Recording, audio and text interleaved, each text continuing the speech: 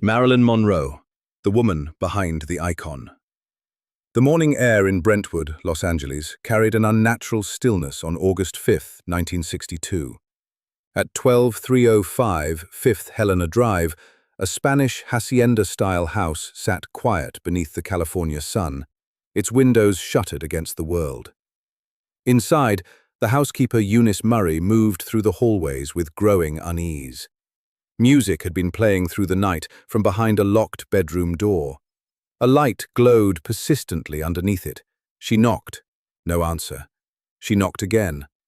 Silence greeted her, heavy and absolute. By the time Dr. Ralph Greenson arrived and broke through the French windows, it was already too late. The woman lying face down on the bed, phone clutched in her right hand, was no longer breathing. Empty pill bottles scattered across the nightstand told their own silent story. At 36 years old, Marilyn Monroe, the most famous actress in the world, was gone. The blonde goddess who had made millions dream, who had graced magazine covers and movie screens, who had been desired by presidents and worshipped by nations, died alone in the darkness with only her demons for company.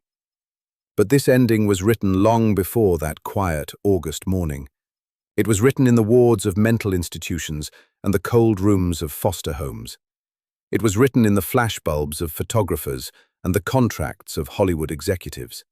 It was written in the space between who she was and who the world needed her to be. To understand how Marilyn Monroe died, we must first understand how Norma Jean Mortensen lived. The Dark Beginning. A child called Norma Jean. The 1st, 1926. Los Angeles County Hospital, in the charity ward where the poorest came to deliver their babies. A girl was born and given the name Norma Jean Mortensen. Her mother, Gladys Pearl Baker, was a beautiful woman who worked as a film cutter at Consolidated Film Industries, her fingers splicing together the dreams of Hollywood while her own life unraveled frame by frame. Her father, Charles Stanley Gifford, had already abandoned them both, disappearing when Gladys told him she was pregnant. The birth certificate would list Edward Mortensen as the father, Gladys's second husband from whom she had long been separated. But DNA testing would later confirm what Gladys always knew. The real father was Gifford, a man who wanted nothing to do with the child he helped create. Norma Jean began life with one devastating truth already carved into her existence. She was unwanted. Not by circumstance or accident, but by deliberate choice. Her father chose to walk away. Her mother, already showing signs of the paranoid schizophrenia that would consume her, could barely hold herself together, let alone care for an infant. Before Norma Jean was even a month old, Gladys placed her with foster parents. She would visit occasionally, but when she did, she showed little affection. Years later, Marilyn would remember it with a pain that never faded.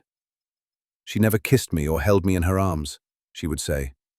That absence of touch, that withholding of love, marked her before she could even speak. The early years passed in a blur of instability. Norma Jean was shuttled between foster homes like unwanted cargo, each move another crack in the foundation of her sense of self. She was 7 years old when her mother finally attempted to take her back, purchasing a small house where they could live together. For a brief moment, the little girl must have felt something like hope. Perhaps this was when everything would be different. Perhaps now she would have a mother who held her, who loved her, who made her feel like she belonged somewhere in the world. It lasted less than a year, suffered a complete mental breakdown. Norma Jean watched as her mother was committed to a mental institution, screaming and thrashing as they took her away. The girl was 7 years old, and in one terrible moment, she learned that even when you got what you desperately wanted, it could be ripped away without warning. Gladys would spend most of the rest of her life in and out of psychiatric hospitals, diagnosed with paranoid schizophrenia. She would never again be able to care for her daughter. Norma Jean became a ward of the state, property of the system, belonging to no one. She moved through a succession of foster homes, each one leaving its own scars. In one home, when she was approximately 8 years old, a boarder sexually assaulted her. When she told the foster mother what had happened, seeking help, protection, the woman refused to believe her.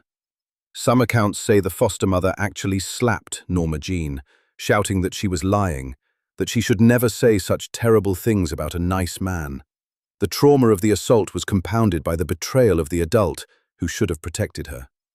The little girl developed a stutter that would follow her into adulthood, the words catching in her throat as if her body itself rejected speaking the truths no one wanted to hear. She was passed from home to home, unwanted and unprotected, existing in the spaces between other people's lives. One family, then another, then another. Faces blurred together, rules changed without explanation. Love was never offered, only conditional tolerance that could evaporate at any moment. In 1935, she was sent to the Los Angeles orphanage, where she would spend nearly 2 years. The institutional walls, the regimented schedule, the absence of anything personal or tender must have felt both crushing and somehow appropriate. At least here, there was no pretense of family. At least here, everyone was equally alone. A family friend named Grace McKee and her husband Doc Goddard eventually took Norma Jean in for several years, starting in 1937. Grace was a fan of Jean Harlow, the platinum blonde movie star who had died tragically young that same year. She allowed Norma Jean to wear makeup and curl her hair, piercing her ears with a sewing needle. Grace filled the girl's head with Hollywood dreams, showing her how movie stars looked, how they moved, how they transformed themselves into something magical. For a child who had never felt beautiful or wanted, who had been passed around like something broken and unfixable, these moments must have felt like discovering a secret door to another world. But even with the Goddards, stability remained elusive. Grace herself would eventually place Norma Jean back in foster care when family circumstances changed. The pattern continued. The rejection continued. The little girl learned that no place was permanent, that no one would keep her, that she was fundamentally alone in the world. She learned to watch people's faces for signs of approval or disgust. She learned to make herself small and quiet. She learned to disappear into the movies, those flickering images on screens where beautiful women were desired and protected and loved. The movies became her refuge and her education. She would sit in dark theaters and watch Jean Harlow, Lana Turner, Greta Garbo, women who commanded attention and desire, women whom the world wanted to keep. She studied them with the intensity of someone learning a foreign language, essential for survival. If she could become like them, maybe someone would want her too. Maybe she could transform herself into someone worthy of love and protection. Maybe she could escape the endless cycle of rejection and abandonment that had defined her entire existence. When she turned 16 in 1942, Jean was living with Grace and Doc Goddard again, but the family was preparing to move and could not take her with them. The foster care system loomed once more, another institution or another temporary home with strangers.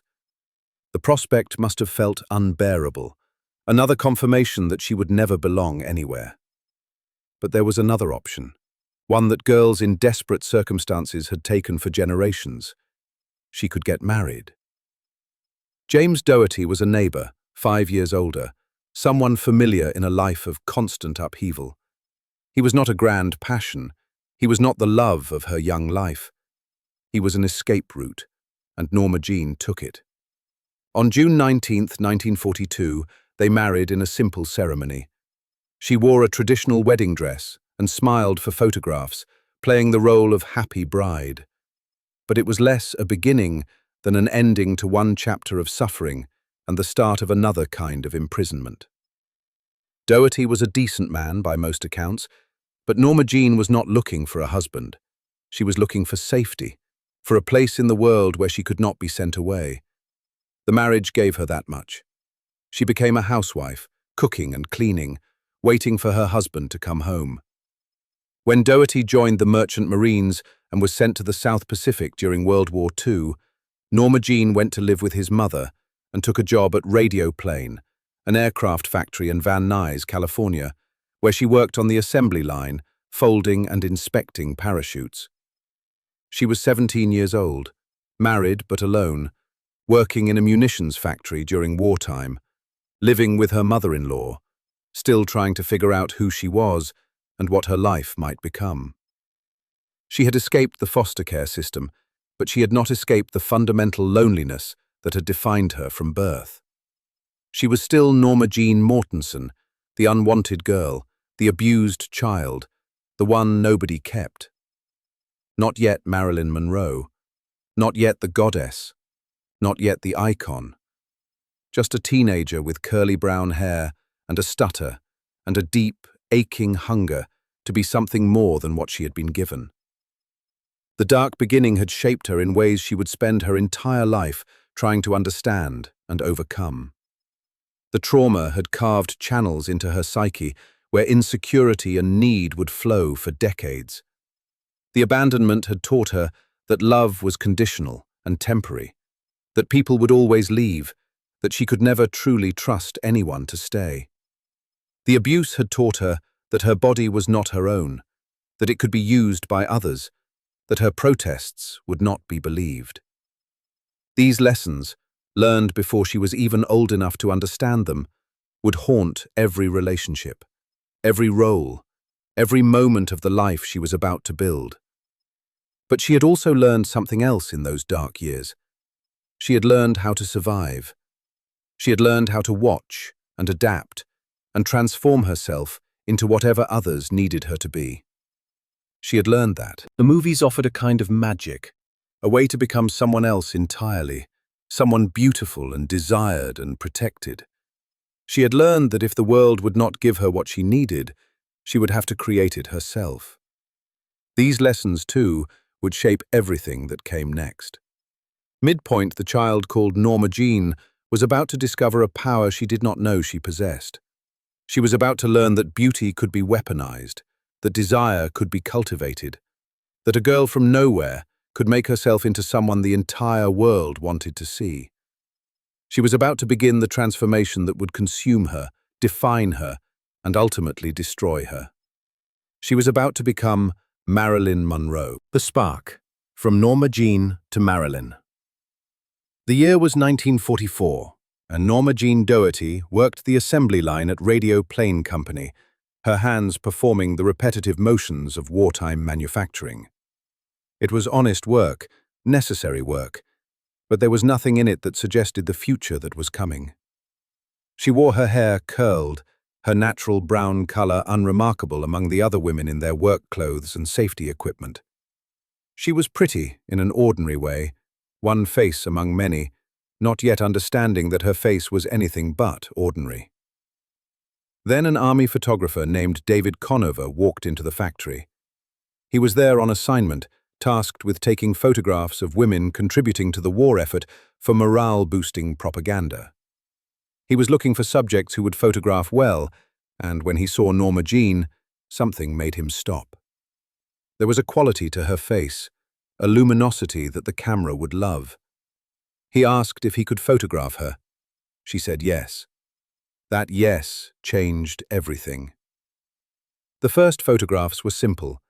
Norma Jean in her work clothes, smiling for the camera, performing her job while the photographer captured images of American women supporting their men overseas.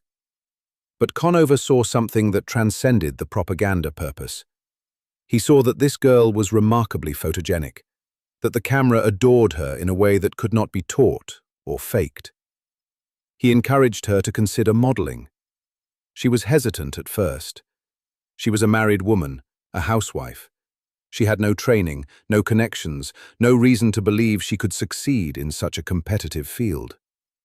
Pledged, but the idea took root. In those photographs, Norma Jean had glimpsed something she had been searching for without knowing it. She had seen herself transformed, made beautiful and desirable through the lens of the camera. The movies had taught her that transformation was possible, but now she had experienced it herself. The camera had looked at her and found her worthy. For a girl who had spent her entire life feeling unwanted and disposable, this was a revelation of almost spiritual power. She began modeling in 1945, initially doing small jobs while still working at the factory. By the time Doherty returned from overseas in 1946, Norma Jean had already transformed in ways he could not have anticipated. She had signed with the Blue Book modeling agency, run by Emmeline Snively, who recognized her potential immediately. Snively later described Norma Jean as one of the most ambitious and hard-working models she had ever encountered. The girl who had never been given anything was willing to work harder than anyone to seize this opportunity. Sheep someone used needed changes to succeed at the highest level. Her naturally curly brown hair would not do. The agency's aesthetic favored a more polished, glamorous look. Norma Jean made a decision that would become one of the most iconic transformations in Hollywood history. She straightened her hair and bleached it platinum blonde. The change was dramatic. The brown-haired girl from the factory disappeared, and in her place emerged a blonde goddess who seemed to glow from within. The transformation was not just physical. Norma Jean was creating a new self, a version of herself that could be loved and desired in ways that the abandoned foster child had never been. She was taking everything she had learned from watching Jean Harlow and Lana Turner and all those other blonde icons, and she was building her own version of that magic. She was constructing Marilyn Monroe, piece by piece, though she did not yet have that name. By early 1946, she had appeared on 33 magazine covers. Pageant, US, Camera, Laugh, Peak, and dozens of other publications featured her face and figure. She sometimes used the pseudonym Jean Norman, but the anonymity would not last. She was becoming known, recognized, sought after. The camera loved her in a way that went beyond mere beauty. There was a vulnerability in her eyes, a need to please that translated through photographs as an invitation. She wanted the viewer to desire her, and that want was visible in every image. It was intoxicating. Her marriage to Doherty could not survive this transformation. He had married a teenage girl looking for stability. He came home to a woman with platinum hair and ambitions that terrified him. They divorced in June 1946. She was 20 years old, single, and ready to gamble everything on a dream that had been forming since childhood. She wanted to be a movie star. She wanted to be someone. She wanted to be loved by millions, because she had never been loved by the people who mattered most. Prosecuted through her modeling connections, she signed with an acting agency in June 1946. After an unsuccessful interview at Paramount Pictures, she was given a screen test by Ben Lyon, a 20th Century Fox executive. The test impressed him enough to offer her a standard 6-month contract, though studio head Darryl F. Zanuck was reportedly unenthusiastic. Fox saw potential but remained cautious. They were taking a chance on an unknown girl with no acting experience, banking on the possibility that her photogenic quality would translate to film. It was Lyon who suggested a stage name. Norma Jean Doherty would not do for a movie star. Together, they crafted something new. Marilyn came from actress Marilyn Miller, whom Lyon had worked with in the past. Monroe was Norma Jean's maternal grandmother's maiden name, a connection to family even as she created someone entirely new. Marilyn Monroe. The name sounded like success. It sounded like glamour. It sounded like someone the world would want to know. Unauthorized between 1946, and with it, the final piece of the transformation fell into place.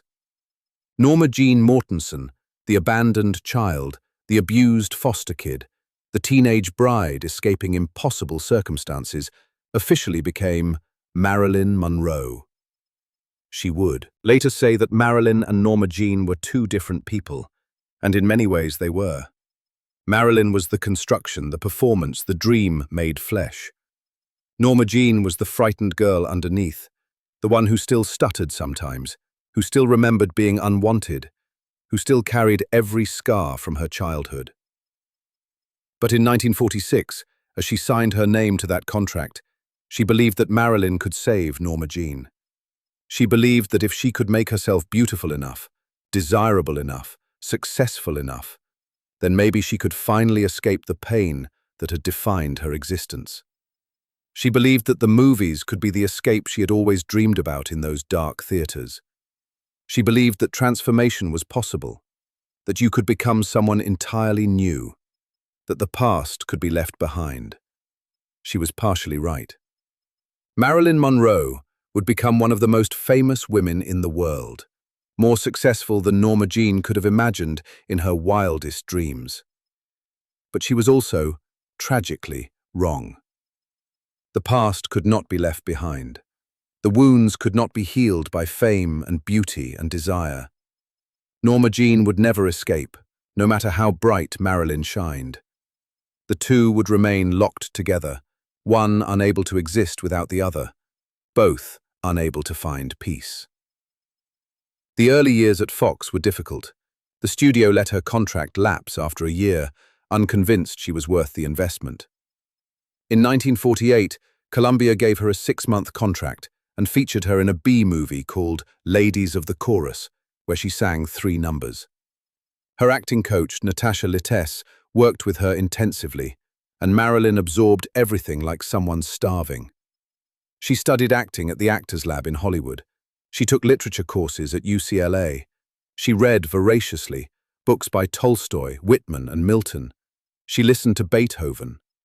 She was educating herself, building the person she wanted to be from scratch. But Hollywood saw only the blonde hair and the curves. They saw a pretty face, a nice figure, someone who might be useful in small roles to add sex appeal to a picture. They did not see the intelligence, the ambition, the desperate need to be taken seriously. Not yet.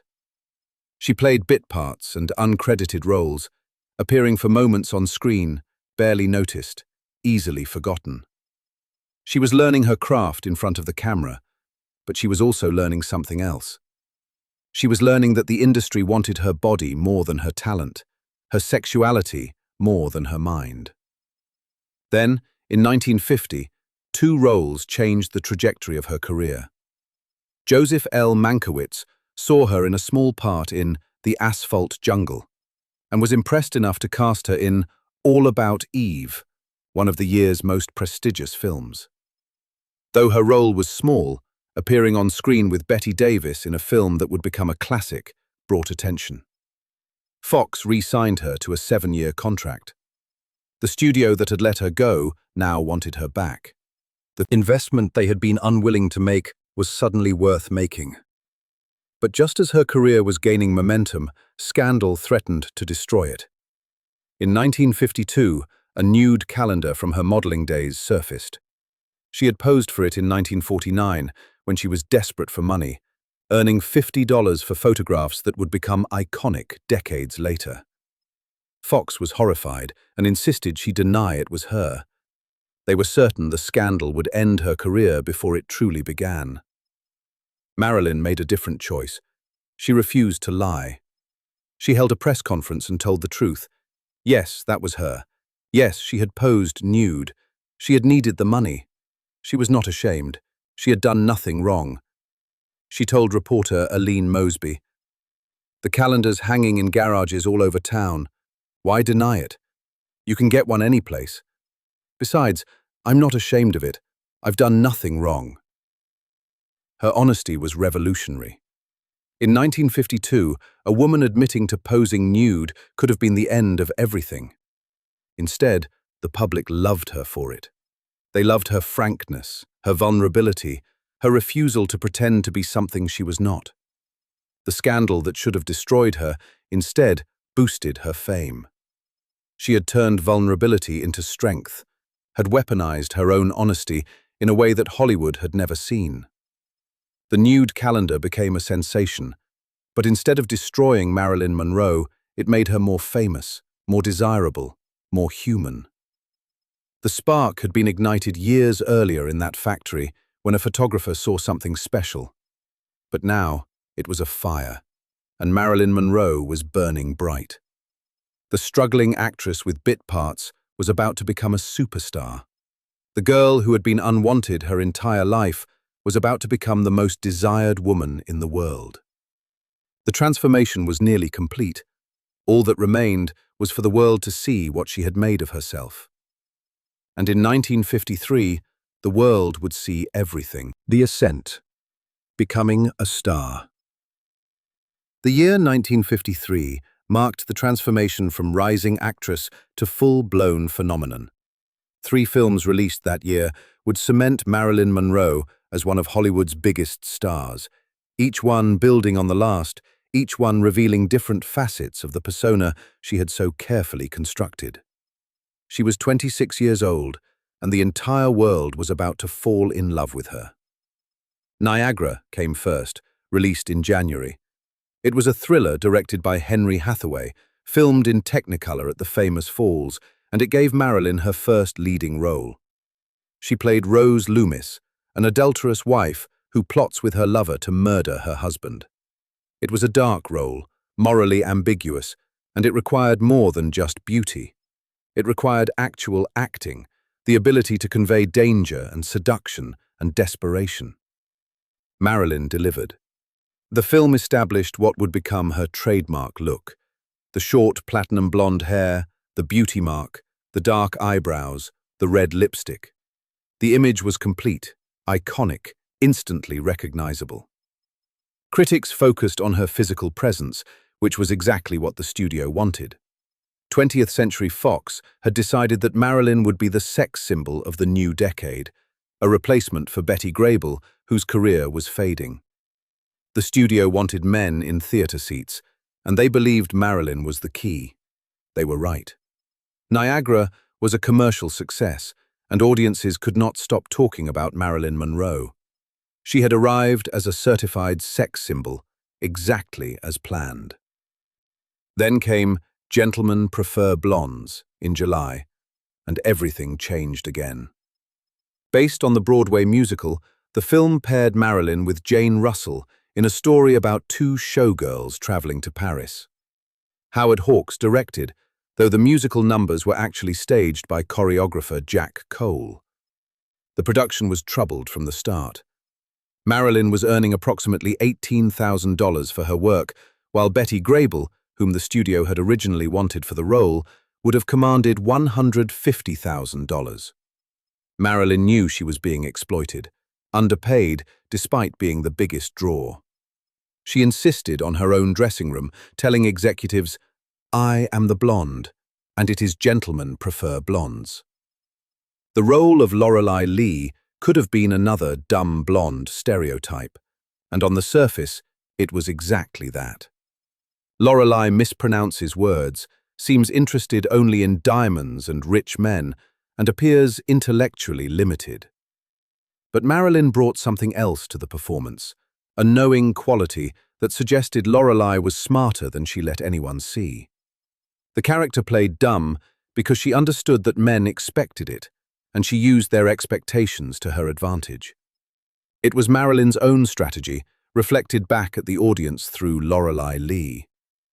The film's centerpiece was the musical number "Diamonds Are a Girl's Best Friend," and it remains one of the most iconic moments in cinema history. Marilyn wore a shocking pink dress and performed surrounded by men in tuxedos, singing about the transactional nature of romance and the permanence of diamonds compared to the fleeting nature of men's affections. The lyrics were cynical, the performance was electric, and Marilyn's presence in that pink dress became permanently embedded in popular culture. Decades later, artists would recreate the moment, reference it, pay homage to it. The image transcended the film itself. Working with Jane Russell, Marilyn developed a genuine friendship, defying the media's hopes for a feud between the 2 sex symbols.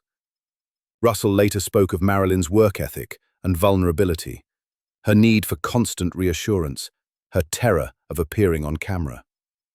Russell noticed that although Marilyn often arrived at the studio before her, she could not bring herself to emerge from her dressing room. The fear was crippling. Her makeup artist, Whitey Snyder, understood that Marilyn had to work up her nerve before facing the cameras, that her chronic lateness was not arrogance, but anxiety. Film was a massive commercial success. Reviews were generally favorable, though many critics continued to focus on Marilyn's physical attributes rather than her performance. Those who did discuss her talent debated whether she could actually sing and dance, or if she was being dubbed and supported by clever editing. Studio head Darryl F. Zanuck signed an affidavit affirming that the voice on the soundtrack was indeed Marilyn's, attempting to counter the doubters. The public did not care about the debates. They loved Marilyn Monroe, and they wanted more. Acquitted it immediately. In November 1953, How to Marry a Millionaire was released, another comedy in the same vein as Gentlemen Prefer Blondes. This time, Marilyn shared the screen with Betty Grable and Lauren Bacall, playing three New York models who pool their resources to trap wealthy husbands. The film was shot in CinemaScope, one of the first to use the new widescreen format, and it was another enormous hit. Marilyn played Paula Debevoise, a nearsighted model who refuses to wear glasses, stumbling into furniture and misreading signs in scenes that showcased her impeccable comic timing. 3 hit films in 1 year. 3 different characters, all variations on the blonde bombshell, but each with her own nuances and contradictions. Marilyn Monroe was now the biggest star at Fox, bigger than Grable, bigger than anyone they had. The studio that had been paying her $18,000 per film suddenly needed her more than she needed them. She was generating millions in box office revenue. She was on magazine covers everywhere. She was the most photographed woman in the world. Windshield in 1954, she negotiated a new contract that gave her unprecedented control for an actress. She demanded and received approval of her directors and cinematographers. $100,000 per film, the right to appear only in A-list productions, and the ability to make films outside of Fox. The studio agreed to all her terms. They had no choice. Marilyn Monroe was not just a star anymore. She was a phenomenon, a cultural force, someone whose presence guaranteed success. She had leveraged her value into real power, something few actresses had managed to achieve. But the success came with a cost that few people understood. Behind the glamorous image, behind the breathy voice and the sexy walk and the luminous smile, Marilyn was struggling. She owned 400 books, including works by Tolstoy, Dostoevsky, Whitman, and Milton. She listened to Beethoven records. She studied acting with intense dedication. She wanted desperately to be seen as more than just a beautiful body, more than just a sex symbol. She wanted to be taken seriously as an actress, to play dramatic roles, to be respected for her craft and not just her curves. The blonde bombshell roles were making her famous and wealthy, but they were also trapping her. Every success as Lorelei Lee or Paula Debevoise reinforced the industry's belief that this was all she could do, all she should do. The more successful she became playing these roles, the harder it would be to escape them. She was being typecast at the exact moment she was becoming powerful enough to fight it. The tension between what Hollywood wanted her to be and what she wanted to become was pulling her in opposite directions. Her performances on set were becoming increasingly difficult. She was often late, sometimes hours late, unable to leave her dressing room. She would demand multiple takes before she was satisfied with her performance. Her perfectionism frustrated directors and co-stars, though those who looked closer could see the terror underneath. She was afraid of failing, afraid of being exposed as inadequate, afraid that everyone would realize she was just Norma Jean, pretending to be Marilyn Monroe. The insecurity that drove her to work so hard also paralyzed her with fear. She had achieved everything she had dreamed of in those dark theaters as a child. She was a movie star, famous and desired and wealthy. She had escaped the foster homes and the poverty and the obscurity. She had made herself into someone. She had proven that transformation was possible, that a girl from nowhere could become somebody. She was Marilyn Monroe, and the whole world knew her name. But Norma Jean was still there, underneath the platinum hair and the perfect makeup and the sexy walk. Norma Jean still remembered being unwanted, still carried the trauma of abuse and abandonment, still stuttered sometimes when she was nervous.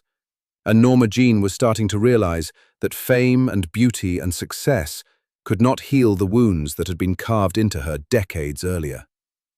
The external transformation was complete, but the internal wounds remained, raw and bleeding, hidden beneath the glamorous surface. The ascent had been meteoric, faster and more complete than anyone could have predicted. Marilyn Monroe was at the top of Hollywood, queen of the box office, the most desired woman in the world. But as she stood at the peak, she was already looking for a way down, or at least a way forward into something more meaningful. The sex symbol was about to try to become something else. The blonde bombshell was about to walk away from Hollywood at the height of her fame. And the world was about to meet the man who would become both her greatest public romance and one of her deepest private pains. Joe DiMaggio was waiting in the wings, and their collision would create one of the most famous and troubled relationships in American history. The price of fame. Joe DiMaggio. They met in 1952, arranged by a mutual acquaintance after the Yankee Clipper himself expressed interest in meeting the rising starlet. Joe DiMaggio had just retired from baseball after 13 legendary seasons with the New York Yankees. At 37, he was already a living legend, one of the greatest players the game had ever seen. Marilyn Monroe, at 25, was on the verge of superstardom, but not yet the icon she would become. It seemed like the perfect American romance, the baseball hero and the Hollywood blonde bombshell.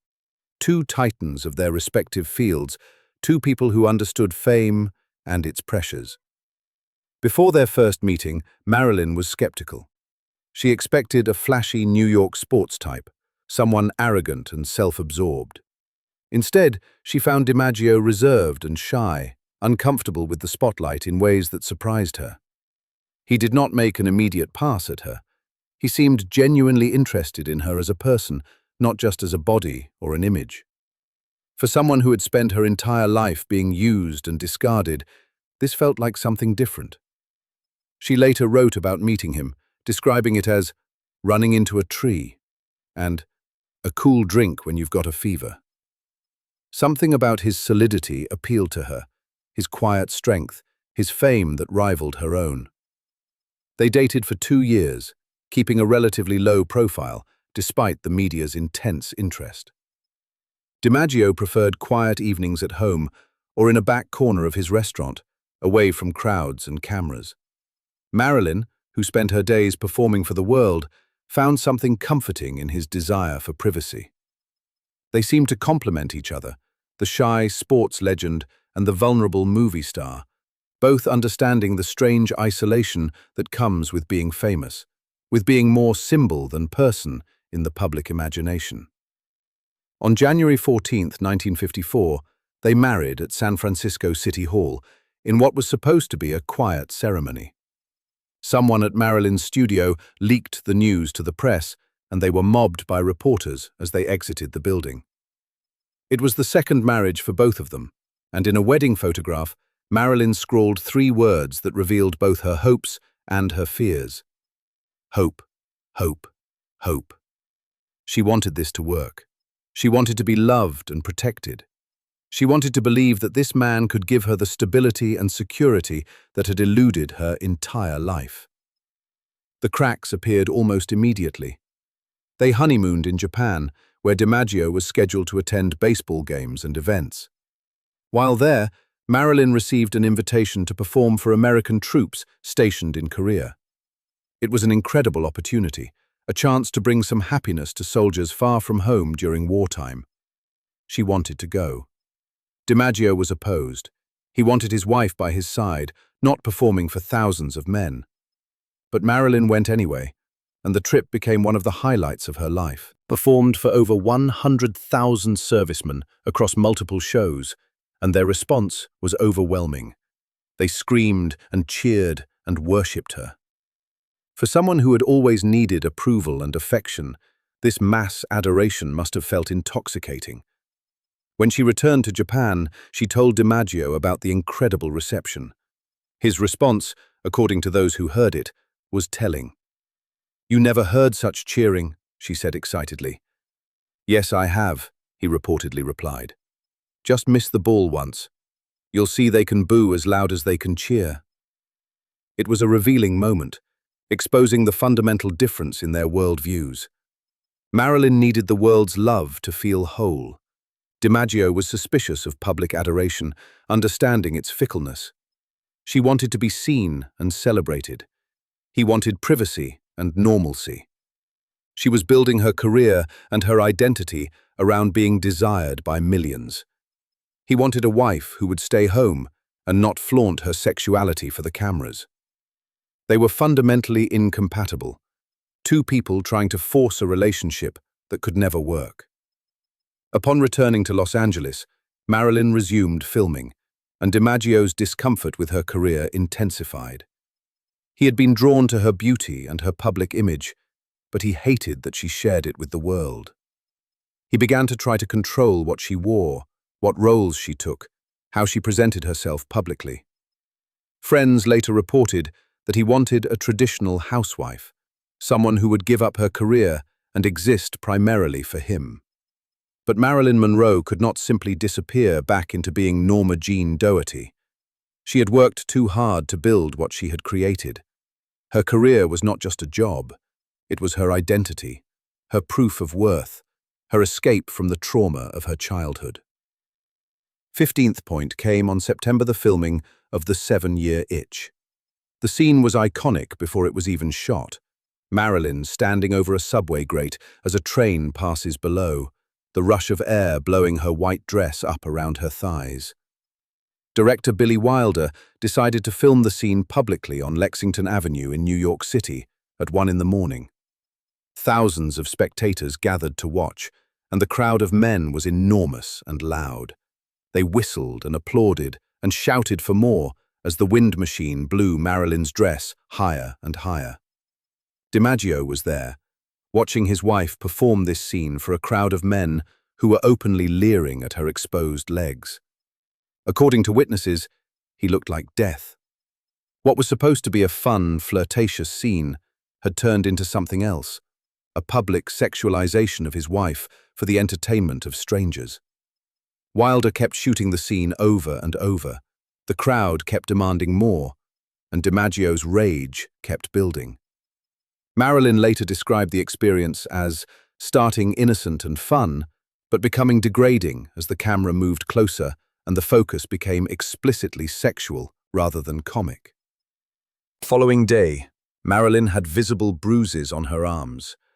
Multiple people close to her later confirmed that DiMaggio had been violent that night, that he had beaten her in their hotel room after the filming. Friends spoke of how Marilyn was physically afraid of him, how he had struck her in jealous rages before, how the control had escalated into abuse. Lois Weber and Rupert Allen later testified to her fear. Natasha Littess, her acting coach, said Marilyn called her late at night during this period, crying about how DiMaggio was treating her, describing him as filthy to her, saying he beat her. On October 6, 1954, less than 9 months after their wedding, Marilyn stepped out of their house on North Palm Drive in Beverly Hills to announce she was seeking a divorce. The photographs from that day show a woman visibly distressed, tears streaming down her face, surrounded by reporters. She cited mental cruelty as the grounds for divorce. The fairy tale romance, the ultimate all-American love story, had lasted exactly 274 days. The marriage was over, ending in tears and bruises, and the realization that love could not bridge the fundamental incompatibilities between them. DiMaggio had wanted to own her, to contain her, to make her into something safe and private that belonged only to him. But Marilyn Monroe could not be contained. She was a public figure by choice and necessity, someone who needed the world's attention to feel whole. The abandonment wounds of her childhood meant she required constant validation, constant proof that she was wanted and desired. A quiet life at home could never satisfy that need, and DiMaggio, for all his love, could not accept the woman she actually was. He loved an image of who he wanted her to be, And when the real Marilyn did not conform to that image, he tried to force her into it through control and, ultimately, violence. In the letter DiMaggio wrote to her at the time of the divorce announcement, his pain and denial were evident. "I love you and want to be with you," he wrote. "There is nothing I would like better than to restore your confidence in me. My heart split even wider seeing you cry in front of all those people." He framed himself as the wounded party, unable to understand that his own actions had driven her away, that his need to control her had destroyed what might have been love. The most tragic element of their relationship would be its afterlife. DiMaggio never moved on. He never remarried. He remained devoted to Marilyn Monroe for the rest of his life, even as their marriage ended in bruises and tears. Years later, after her divorce from Arthur Miller, DiMaggio would re-enter her life as a friend and protector. He would try to help her when her addictions and mental health spiraled out of control. He would secure her release from psychiatric hospitalization when she was terrified and trapped. He would propose remarrying her shortly before she died, and after her death, he would arrange her funeral, banning most of the Hollywood crowd he blamed for destroying her. He would send roses to her grave 3 times a week for 20 years, a gesture of devotion that seemed romantic to the public, but that also carried undertones of obsession and possession. The woman he had tried to control in life became frozen in his imagination as the perfect love he had lost, the what-if that haunted him until his own death in 1999, 37 years after she died. The price of fame was supposed to be public scrutiny and loss of privacy. For Marilyn, it also meant attracting men who loved the icon but could not accept the woman. DiMaggio loved Marilyn Monroe, the sex symbol, but struggled with Marilyn, the working actress. He wanted the image without the reality, the beauty without the career, the wife without the star. And when she refused to disappear, when she insisted on remaining visible and desired by the world, he punished her for it. The marriage left scars that went beyond the physical bruises. It reinforced Marilyn's belief that love was conditional, that men wanted to use her or control her, that she could not trust anyone to accept all of her. It deepened her insecurity and her need for validation, making her more dependent on public adoration to fill the void that private love could not seem to touch. It taught her that even when she found someone who claimed to love her, that love would eventually curdle into resentment and violence when she failed to be exactly what they wanted. But the divorce from DiMaggio also freed her to pursue what she had been building toward since the beginning. She was tired of being the blonde bombshell. She was tired of playing dumb in comedies while her intelligence was ignored. She was tired of being underestimated and underpaid. She was ready to take control of her career in ways that would shock Hollywood and redefine what was possible for actresses. She was ready to walk away from everything she had built to rebuild it on her own terms. In 1955, at the absolute peak of her fame, Marilyn Monroe would do something almost unthinkable. She would leave Hollywood and move to New York City to study acting. She would form her own production company. She would refuse to play the roles the studio wanted her to play. She would insist on being taken seriously as an artist. And she would find new mentors, new teachers, new people who claimed to see her as she wanted to be seen. Blindness, the price of fame, had been high, but Marilyn was about to discover that the price of artistic respect would be even higher. She was about to meet Lee Strasberg and the Actors Studio, and that relationship would reshape everything she thought she knew about acting, about herself, and about the wounds she carried from childhood. The Transformation, New York and the Actors Studio. The 1955, Marilyn Monroe made a decision that shocked Hollywood. She was the biggest star at 20th Century Fox, one of the most bankable actresses in the industry, able to command huge salaries and headline billing. And she walked away. She left Los Angeles and moved to New York City, telling the studio she would no longer report for work under her current contract. She was done playing dumb blondes in lightweight comedies. She wanted to be taken seriously as an actress, and she was willing to risk everything to make that happen. She founded Marilyn Monroe Productions in partnership with photographer Milton Green, making her one of only 2 women at the time to head their own production companies. The move was revolutionary, a direct challenge to the studio system that controlled almost every aspect of actors' careers. Studios were furious. Fox threatened lawsuits. The industry buzzed with predictions that she would fail, that she was throwing away her career on an ego trip, that she would come crawling back within months. Metallic was serious. She enrolled as an observer at the Actors Studio, the most prestigious acting school in the country, run by Lee Strasberg. She had been introduced to Strasberg by producer Cheryl Crawford, one of the founding members of the studio. Marilyn had confided in Crawford her burning desire to develop her dramatic skills, to transcend the sex symbol image, to be respected as a real actress. Crawford insisted she meet Strasberg, believing he could give Marilyn what she was seeking. Lee Strasberg had been the artistic director of the Actors Studio since 1948. He was the high priest of the method, a highly disciplined approach to acting based on the teachings of Konstantin Stanislavski. The method emphasized emotional truth, asking actors to draw on their own experiences and feelings to bring authenticity to their performances. Strasberg pushed this concept to its extreme, encouraging students not just to act the role, but to become the character, to feel what the character feels by excavating their own emotional memories, particularly traumatic ones. Marilyn had been gravitating toward this approach for years.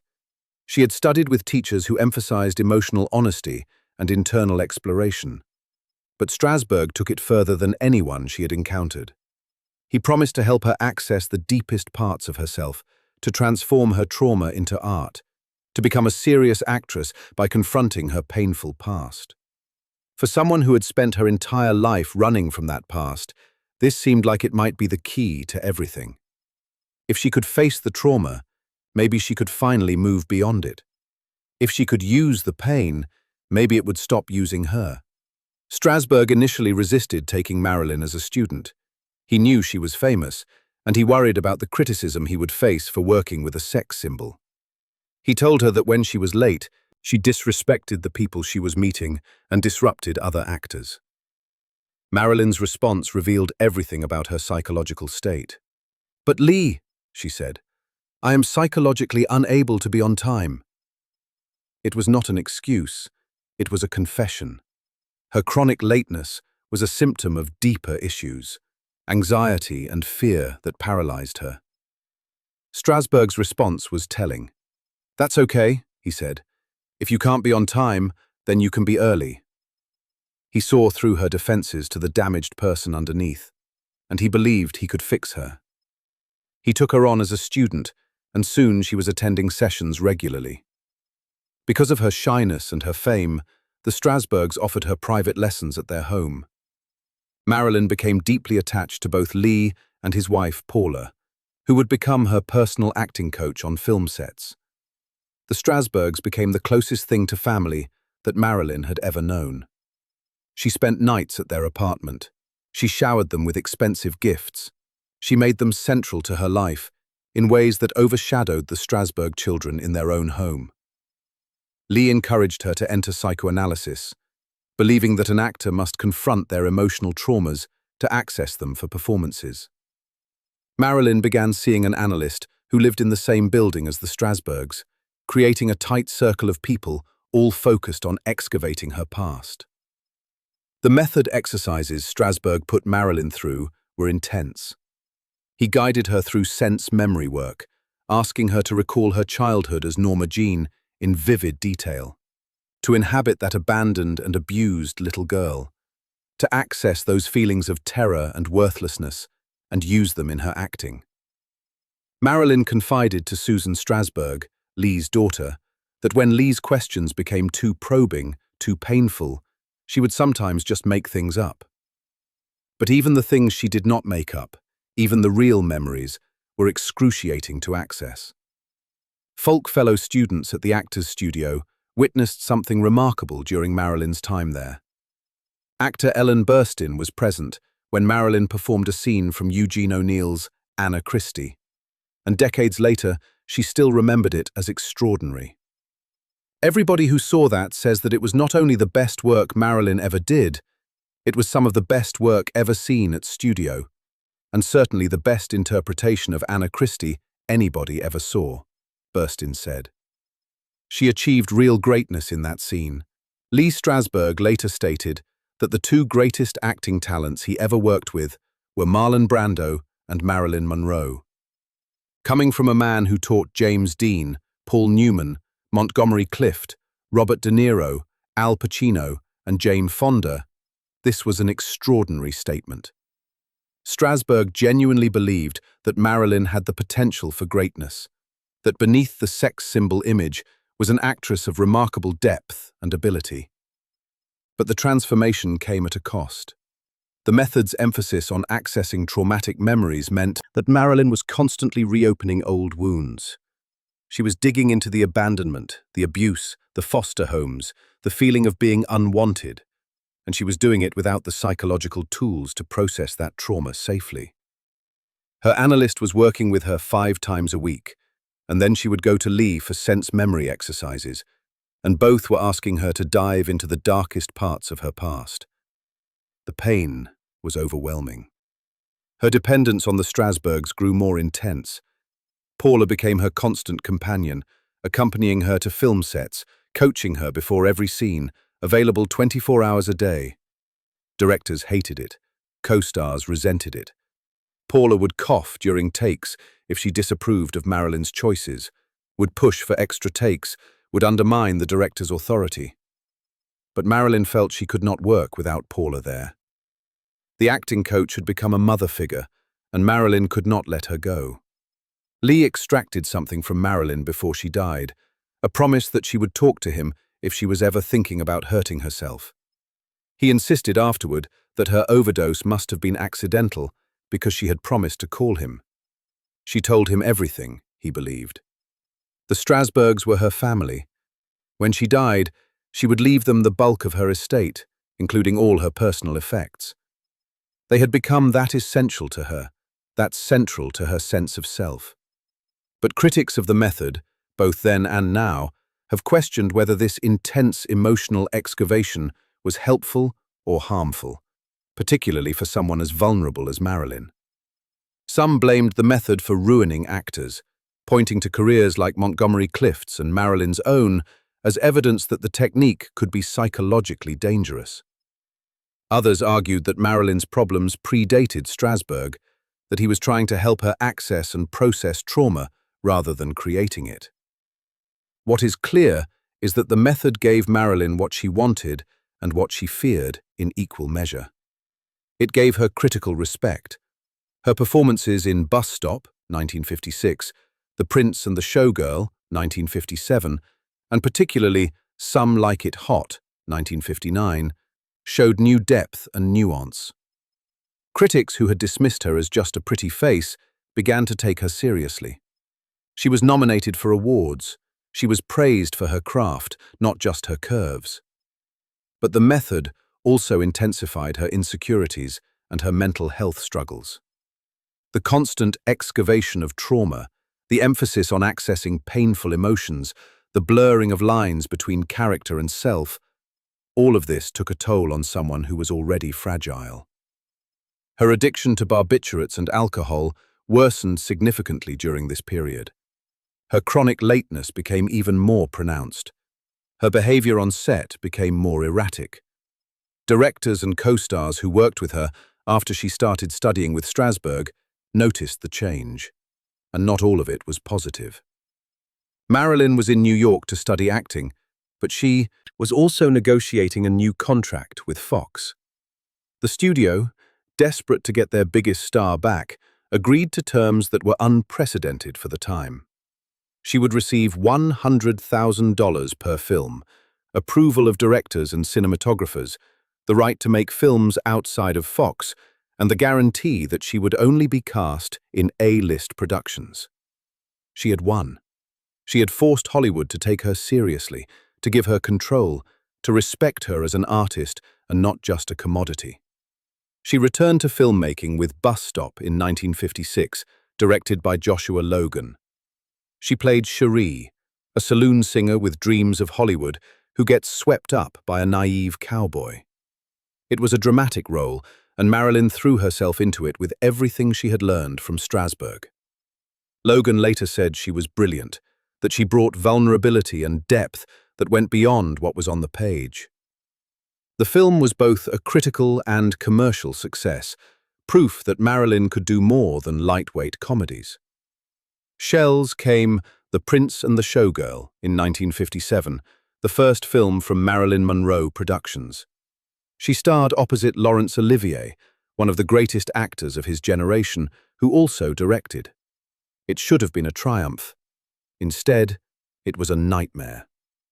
Olivier, trained in classical British theatre, was baffled and frustrated by Marilyn's method approach.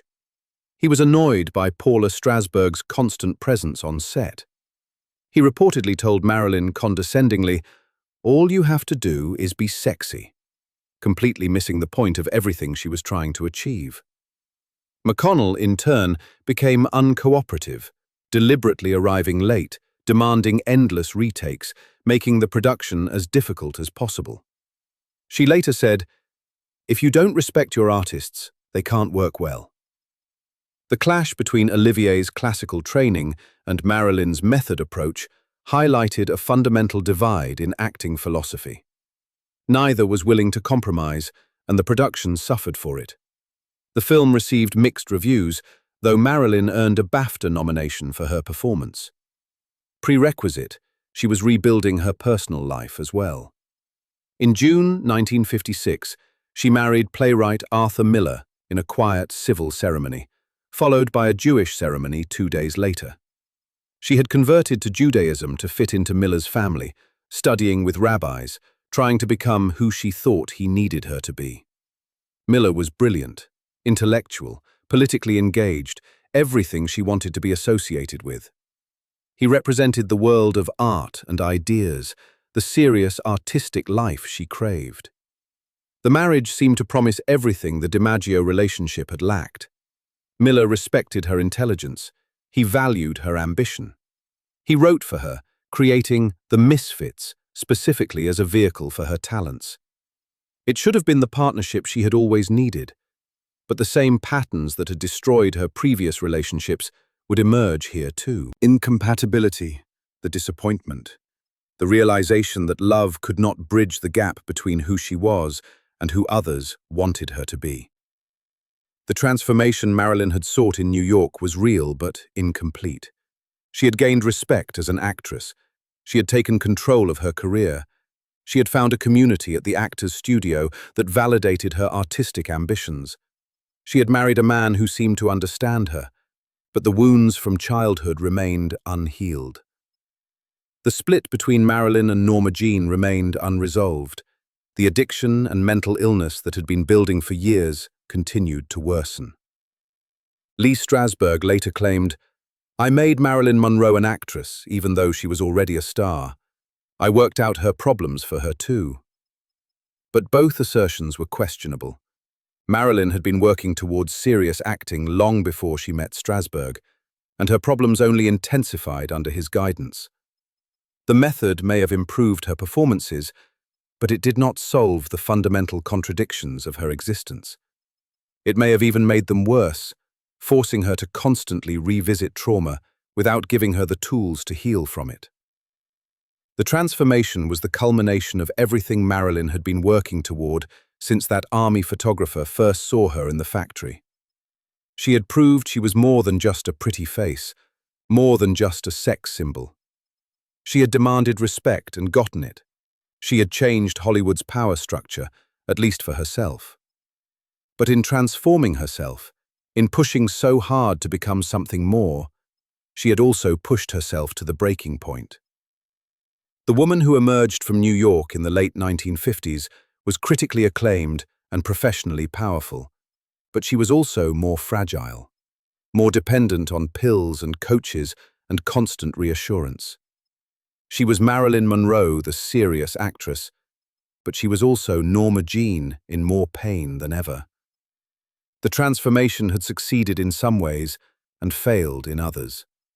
And the cost of that transformation would continue to mount as the 1960s began and everything started to unravel. The intellectual, Arthur Miller and artistic ambitions. Arthur Miller was everything Joe DiMaggio was not.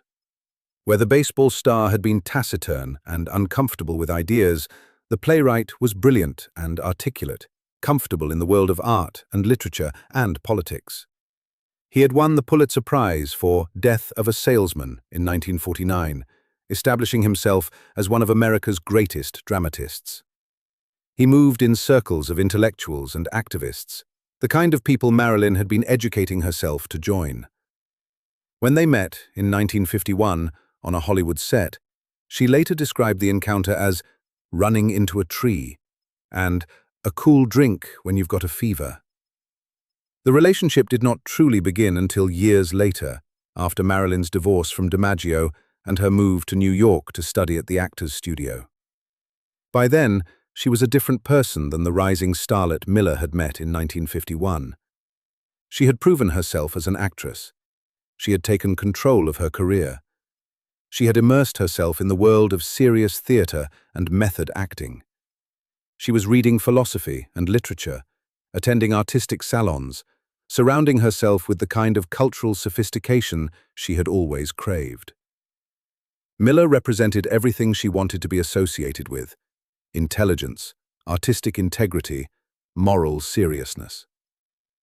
On June 29, 1956, they married in a civil ceremony at the Westchester County Courthouse in New York, with Marilyn's divorce from DiMaggio barely 18 months old.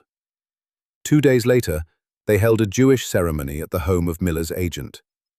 Marilyn had converted to Judaism, studying with rabbis and learning about Jewish traditions and history, trying to fit herself into Miller's world and his family.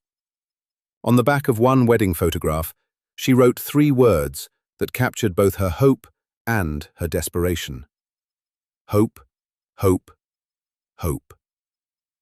Propagate seemed to promise a meeting of equals, the union that writer Norman Mailer would famously call a pairing of the great American body and the great American brain.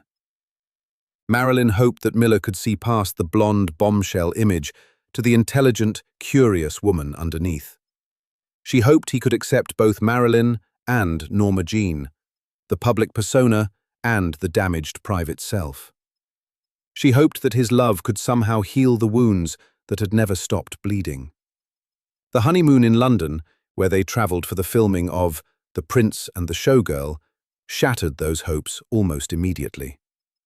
Marilyn discovered notes Miller had written expressing doubts about their marriage, questioning his decision to marry her, revealing disappointments he had not voiced to her face.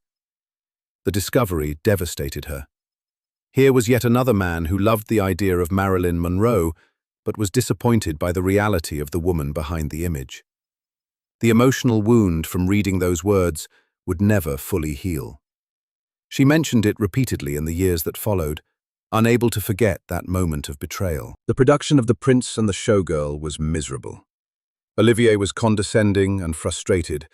Miller was present but increasingly distant, witnessing his new wife's difficulties and beginning to realize the extent of her insecurities and dependencies. Paula Strasberg was constantly on set, coaching Marilyn before every take, creating tensions with everyone else involved in the production. Marilyn's chronic lateness and need for endless retakes made the filming a nightmare. What should have been a triumphant collaboration became an ordeal that left everyone involved exhausted and resentful. After they returned to the United States, Miller began working on a screenplay specifically for Marilyn.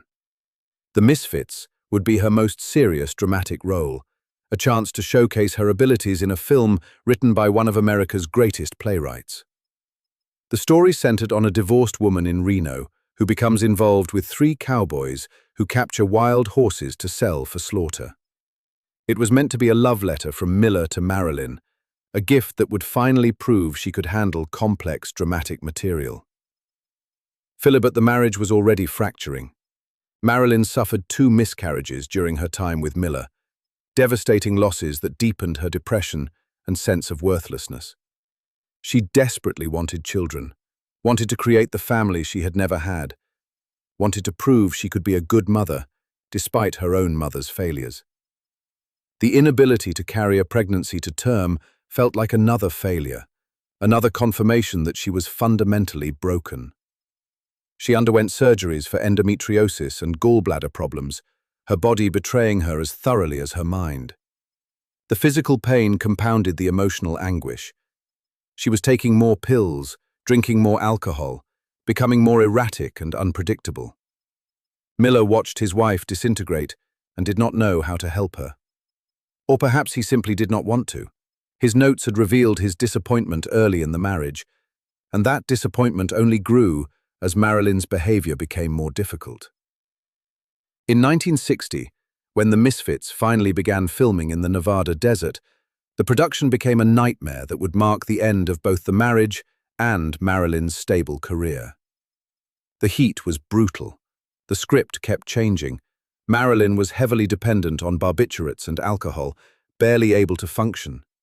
She would forget her lines, miss her marks, need constant coaching from Paula Strasberg.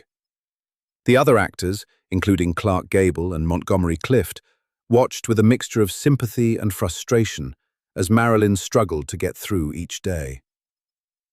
Pornography was on set, ostensibly to help with the script, but the distance between him and Marilyn was palpable. They were married in name only at this point, 2 people who had disappointed each other so thoroughly that reconciliation seemed impossible. The screenplay Miller had written as a gift now felt like a curse, reminder of everything that had gone wrong between them. Marilyn could barely get through her scenes, and when she did, the pain in her performance was real, the anguish of the character bleeding into the anguish of the actress. During the filming, Marilyn had an affair with her co-star, Yves Montand, a French actor who showed her temporary affection and attention. It was a betrayal of Miller, but also a desperate attempt to feel wanted and desired, to prove she could still attract someone, to fill the void that her marriage had failed to fill. The affair was brief and ultimately meaningless, but it highlighted how completely the marriage had collapsed. The most powerful scene in The Misfits comes near the end, when Marilyn's character Roslyn discovers that the cowboys are trapping wild mustangs to sell for slaughter. Appalled and heartbroken, she runs into the desert and screams at them from a distance, begging them to understand what they are doing, pleading with them to see the cruelty they are perpetrating. It was perhaps the most emotionally raw moment of Marilyn's career, her anguish pouring out in a way that transcended acting. She was not just playing Roslyn, she was channeling every betrayal, every disappointment, every moment of feeling trapped and used and unable to escape. Camera watched her scream and beg, but as film scholar Isaac Butler later observed, the camera remained at a distance, observing her as one would a pinned butterfly, unsure how much empathy or understanding to extend to her as she screams and begs for us to take her seriously. Even in this moment of complete vulnerability, when Marilyn was giving everything she had, the industry still could not fully see her humanity. She remained a spectacle, a beautiful woman in distress, someone to be observed rather than truly understood. The Misfits was released in February 1961, and it would be the last completed film for both Marilyn Monroe and Clark Gable. Gable died of a heart attack shortly after filming wrapped, and some blamed the stress of the production and Marilyn's difficulties. The film received mixed reviews and disappointing box office returns. The gift Miller had intended had become a monument to failure, both artistic and personal. In January 1961, Marilyn and Arthur Miller divorced. The marriage had lasted 5 years, longer than her previous marriages, but just as doomed. Miller had seen her at her worst and had withdrawn rather than engage. He would later marry photographer Inga Morath, finding with her the stability he could never achieve with Marilyn. For Marilyn, the divorce was another devastating loss, another confirmation that she was unlovable, that even the most intelligent and sophisticated men would eventually tire of her and leave. Throughout the marriage, Marilyn had continued her intellectual pursuits. She owned over 400 books, including works by Tolstoy, Dostoevsky, and Whitman. She listened to Beethoven records. She attended literary salons and tried to participate in Miller's intellectual circle. She supported the civil rights movement, using her platform to challenge racism when many white celebrities remained silent. She explored various religious and spiritual traditions, including Buddhism, Judaism, and Christian Science, searching for meaning and peace that always eluded her. But all of this intellectual and spiritual seeking could not fill the void left by her childhood trauma.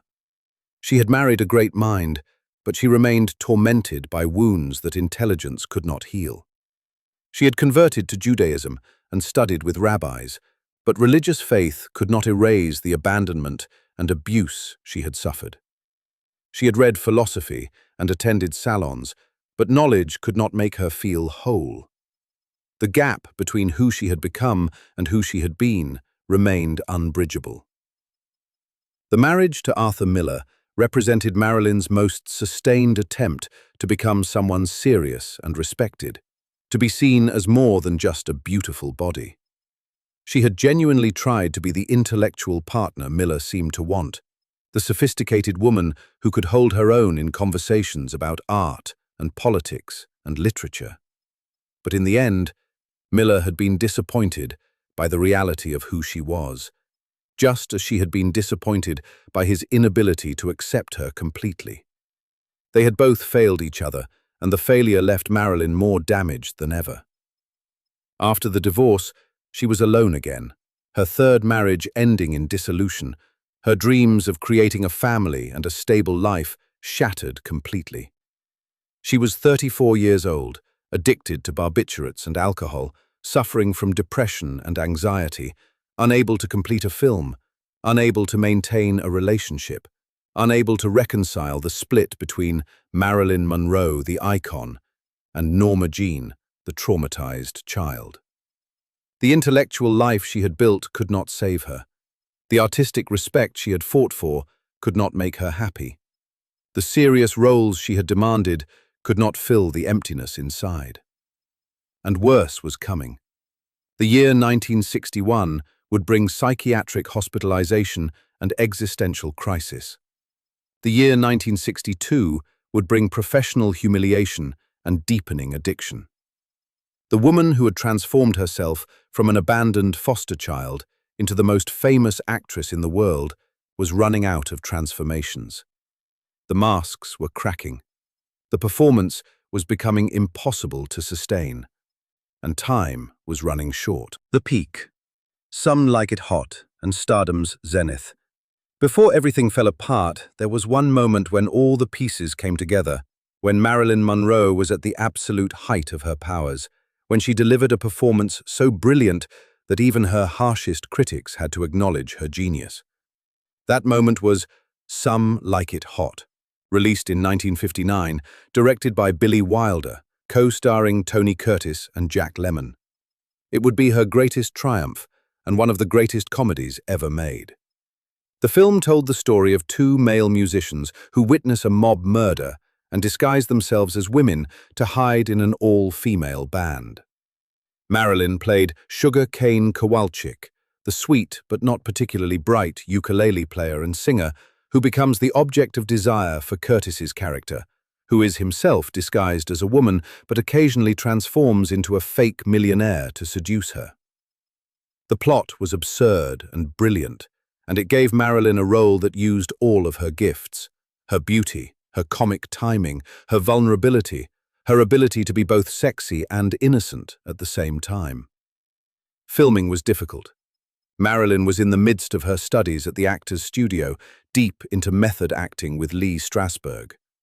Paula Strasberg was on set constantly, coaching Marilyn, undermining Wilder's direction, creating tensions that made the production a trial for everyone involved. Marilyn's chronic lateness reached new extremes. She would sometimes not emerge from her dressing room for hours, keeping the entire cast and crew waiting while she worked up the nerve to face the cameras. Wilder, known for his sharp wit and impatience with unprofessional behavior, found himself both frustrated with Marilyn and awed by what she could do once the cameras rolled. She would require dozens of takes to get simple lines right, forgetting her dialogue or missing her marks, or needing constant reassurance from Paula. But then, she would do something magical, some small gesture or line reading that was pure genius, and Wilder would remember why he was willing to put up with the difficulties. One famous anecdote from the production illustrates both her struggles and her gifts. There was a scene where Marilyn simply had to walk into a room, open some drawers, and say, "Where's that bourbon?" It was a simple line, 3 words. She could not get it right. Take after take, she would say, "Where's the whiskey?" or "Where's the bottle?" or simply forget the line entirely. Wilder finally had the line written on pieces of paper and placed in the drawers so she could read it. Even then, she struggled. They shot the scene over 40 times. But when Wilder watched the footage, he saw something that made all the frustration worthwhile. Marilyn's confusion and vulnerability in those takes translated on screen as Sugar's sweet, slightly addled sincerity. The struggle to remember a simple line became, in the performance, a character trait that made Sugar more endearing. Wilder later said that Marilyn was not just playing dumb. She was playing someone who had been told she was dumb so many times that she had accepted it. And that acceptance was heartbreaking to watch. The film showcased Marilyn's impeccable comic timing, her ability to deliver lines with a breathy innocence that was both funny and touching. When Sugar talks about her hopeless attraction to saxophone players who always disappoint her, Marilyn makes it both a joke and a confession, a character's pattern and the actress's own repeated heartbreaks. When Sugar performs "I Want to Be Loved by You" in a sheer, sparkling dress, the number is both titillating and vulnerable. A woman putting herself on display, but also revealing her desperate need for affection. Kang, the film, was a massive critical and commercial success. Reviews were ecstatic. Audiences loved it. Marilyn won a Golden Globe for Best Actress in a Comedy or Musical.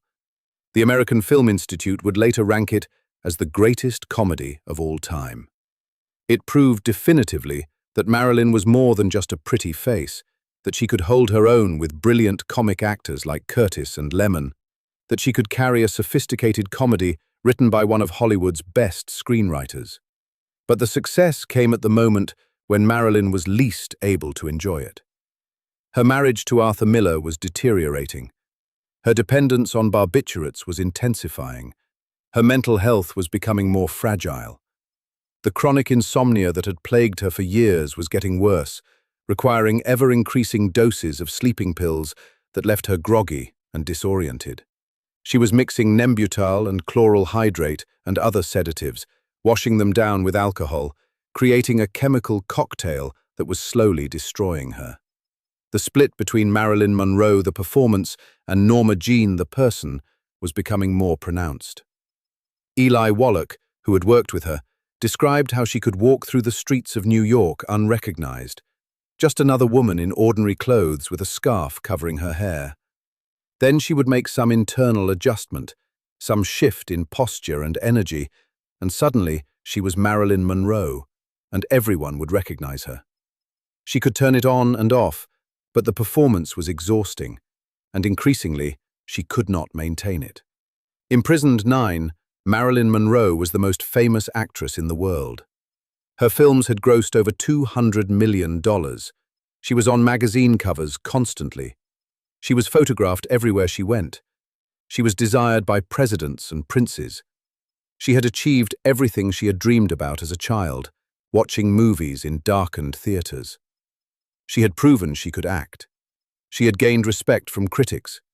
She had forced Hollywood to take her seriously and give her control over her career. She had made herself into exactly what she had envisioned, but none of it had made her happy. The fame was suffocating rather than liberating. The attention she craved also made her feel trapped and exposed. The validation from critics and audiences could not fill the void left by childhood abandonment. The control she had fought for over her career could not give her control over her own mind and emotions. The transformation from Norma Jean to Marilyn Monroe had been complete, but it had not brought the peace and wholeness she had been seeking. The doctors who prescribed her medication should have known better. They were giving a mentally ill patient massive quantities of addictive sedatives and barbiturates, enough to kill her many times over. Some of them may have been manipulated by Marilyn, who had learned how to get what she wanted from men, including medical professionals. But others were simply negligent, writing prescriptions without proper oversight, enabling an addiction they should have recognized and treated. Her psychiatrist, Dr. Marianne Criss, was well-meaning, but perhaps out of her depth with a patient as complex and famous as Marilyn. Dr. Ralph Greenson, who would become her primary psychiatrist in the final years, was deeply enmeshed in her life, seeing her multiple times a week, prescribing her medication, becoming a father figure she depended on completely. Lee Strasberg had told her to confront her traumatic memories, to access them for her art. But no one seemed able to help her process and heal from that trauma once it had been excavated. Some, like It Hot, represented the peak of Marilyn Monroe's artistic achievement, the moment when all her gifts came together in one perfect performance. But it also marked the beginning of the final descent. After this triumph, there would be only 3 more years, 3 years of increasing chaos and pain and struggle. She would not complete another film until The Misfits in 1961, and that experience would be so grueling it would effectively end her ability to work consistently. She would be fired from her final film in 1962, and then she would be gone. The peak had been reached, but there was no plateau to rest on, only the other side of the mountain and the long fall down. The woman who had climbed so high was about to discover that the descent would be far more brutal than the ascent. Everything she had built was about to crumble. Everything she had feared was about to come true. The end was approaching, faster than anyone realized, inevitable as the sunrise on that terrible morning in August 1962. The Unraveling, 1961-1962. The year 1961 began with the dissolution of Marilyn's marriage to Arthur Miller. The divorce was finalized in January, and with it went the last pretense of stability in her life. She was 34 years old, 3 times divorced, unable to have children, increasingly dependent on drugs and alcohol, suffering from depression and anxiety that made each day a struggle. The intellectual respectability she had sought through Miller was gone. The family she had hoped to create would never exist. She was alone again, just as she had been as a child, except now the whole world was watching. In February, her psychiatrist, Dr. Marianne Criss, became alarmed by Marilyn's deteriorating mental state and her fear that she might harm herself. Criss made a decision that would traumatize Marilyn deeply. She compelled her to be admitted to the Payne Whitney Psychiatric Clinic in New York City. Marilyn agreed to go, believing she would receive rest and care in a quiet, comfortable setting. What she found instead was horror. The clinic placed her in a ward meant for patients with severe psychosis, individuals who were actively hallucinating or catatonic or violently disturbed. She was locked in a padded cell. The windows had bars. She was not allowed to leave the room or the ward. She was not permitted to make phone calls or receive visitors freely. She was being treated as if she were dangerously insane, as if she were her own mother, locked away in an institution for the mentally ill. The experience must have activated every terror from her childhood, every memory of watching her mother taken away screaming, every fear that she was destined for the same fate. Marilyn showed severe psychomotor agitation and self-injuring behaviors. She banged on the door and demanded to be released.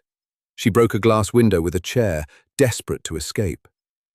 The staff responded by isolating her further, treating her as a dangerous patient rather than a woman having a panic attack in response to traumatic conditions.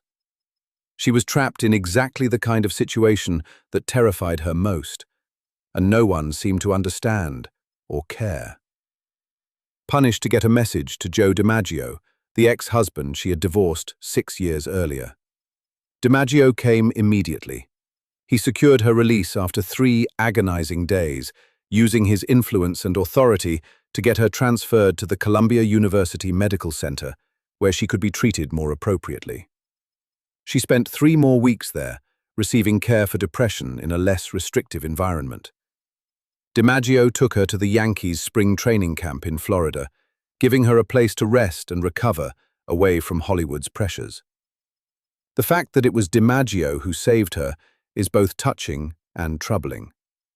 The man who had been controlling and reportedly abusive during their marriage became her protector in her moment of greatest vulnerability. He remained devoted to her in a way that no other man her life had been, though whether that devotion was healthy or obsessive remains debatable. What is certain is that Marilyn was grateful. In her darkest moment, when she had been abandoned by doctors and institutions, DiMaggio had come through for her. But the psychiatric crisis and hospitalization meant she could not work for most of 1961. She had not completed a film in 1960 either, meaning 2 full years had passed without her appearing on screen. For someone whose entire identity was built around being a movie star, this absence was devastating. The industry was starting to forget her. New stars were emerging. The world was moving on. Marilyn Monroe, the most famous actress just a few years earlier, was becoming a has-been, someone people remembered fondly but no longer considered relevant. She underwent surgery for endometriosis and for gallbladder problems, spending 4 weeks in hospital care that included treatment for depression. The physical pain compounded the emotional anguish. Her body was betraying her just as thoroughly as her mind. She was taking more pills than ever, mixing barbiturates with chloral hydrate, washing them down with alcohol. The medications that were supposed to help her sleep or reduce her anxiety were instead creating a chemical dependence that made everything worse. Discharged in late 1961, she moved back to Los Angeles and purchased a modest Spanish-style house at 12305 5th Helena Drive in Brentwood. It was the first home she had ever owned, a small achievement that should have brought some satisfaction. She decorated it carefully, creating a space that was hers alone. But it was also a place of isolation, a location where she would be alone with her thoughts and her pills and her fears. Several months, another famous man who could understand the pressures of celebrity, but who could not provide the stability and love she needed. The relationship was brief and ultimately meaningless, another attempt to fill a void that could not be filled by temporary affection. She was rumored to have had affairs with both John F. Kennedy and his brother Robert, though the extent and nature of these relationships remains disputed. What is clear is that Marilyn was increasingly desperate for connection, for someone who could see past the icon to the woman underneath. In early 1962, she received a Golden Globe Award as World Film Favorite, a recognition of her enduring popularity. But it was a backward-looking honor, an acknowledgement of past achievements rather than current relevance. She needed to work. She needed to prove she could still perform. She needed to remind Hollywood and the world that Marilyn Monroe was not finished. In April 1962, she began filming Something's Got to Give, a remake of the 1940 film My Favorite Wife. It was supposed to be a return to form, a light comedy that would remind audiences why they loved her. Instead, it became a disaster that would end her career. Marilyn was ill with sinusitis when filming began. Doctors advised postponing the production, but 20th Century Fox refused. They were impatient with her, angry about the time she had missed, suspicious that she was faking her illness. She was too sick to work for the majority of the next 6 weeks. Despite confirmations from multiple doctors that she was genuinely ill, Fox began publicly alleging that she was faking her symptoms, that she was being unprofessional and difficult, that she was costing the studio money with her absences. The public accusations were humiliating, a powerful corporation attacking its most famous star, trying to shift blame for production problems onto her. Stockings. On May 19, 1962, Marilyn flew to New York to perform at Madison Square Garden for President John F. Kennedy's 45th birthday celebration. She wore a flesh-colored dress covered in rhinestones, so tight she had to be sewn into it, so sheer that she appeared nearly nude under the lights. She sang, "Happy Birthday, Mr. President," in a breathy, seductive voice that made the song sound like a promise or a proposition. The performance became iconic, one of the most famous moments of her career, proof that she could still command attention and desire. But Fox was furious. How could she be too sick to film, but healthy enough to fly to New York and perform for the president? The studio ignored the fact that the performance had been scheduled for months, that she had forced herself through it despite being ill, that a brief appearance at a gala was different from showing up every day for filming. They saw only evidence of her unreliability, her prioritizing of celebrity over professional obligation. On June 8, 1962, Fox fired her. They released a statement blaming her unjustifiable absences for production problems. It was an ignominious end for a superstar whose films had grossed over $200 million for the studio. They were willing to destroy her reputation to protect their own interests, to blame their biggest star rather than admit their own failures in managing the production. Marilyn was devastated. Being fired was the ultimate rejection, confirmation that even after everything she had achieved, she was still disposable, still someone who could be discarded when she became inconvenient. The public humiliation was intense. Media coverage focused on her failures and difficulties rather than the studio's mismanagement. She was being portrayed as difficult, unreliable, washed up, a former star whose best days were behind her. She attempted to repair her public image through interviews and photo shoots. She gave interviews to Life magazine and Cosmopolitan, trying to control the narrative, trying to remind people of her intelligence and depth. She did a photo shoot for Vogue with photographer Bert Stern, a multi-day session that produced hundreds of images, some of them among the most beautiful of her career. Stern later published them as The Last Sitting, a title that became tragically prophetic when Marilyn died shortly afterward.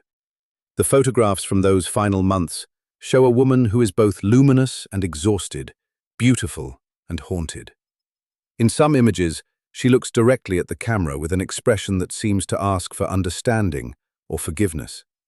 In others, she appears lost, as if she is not quite present in her own body.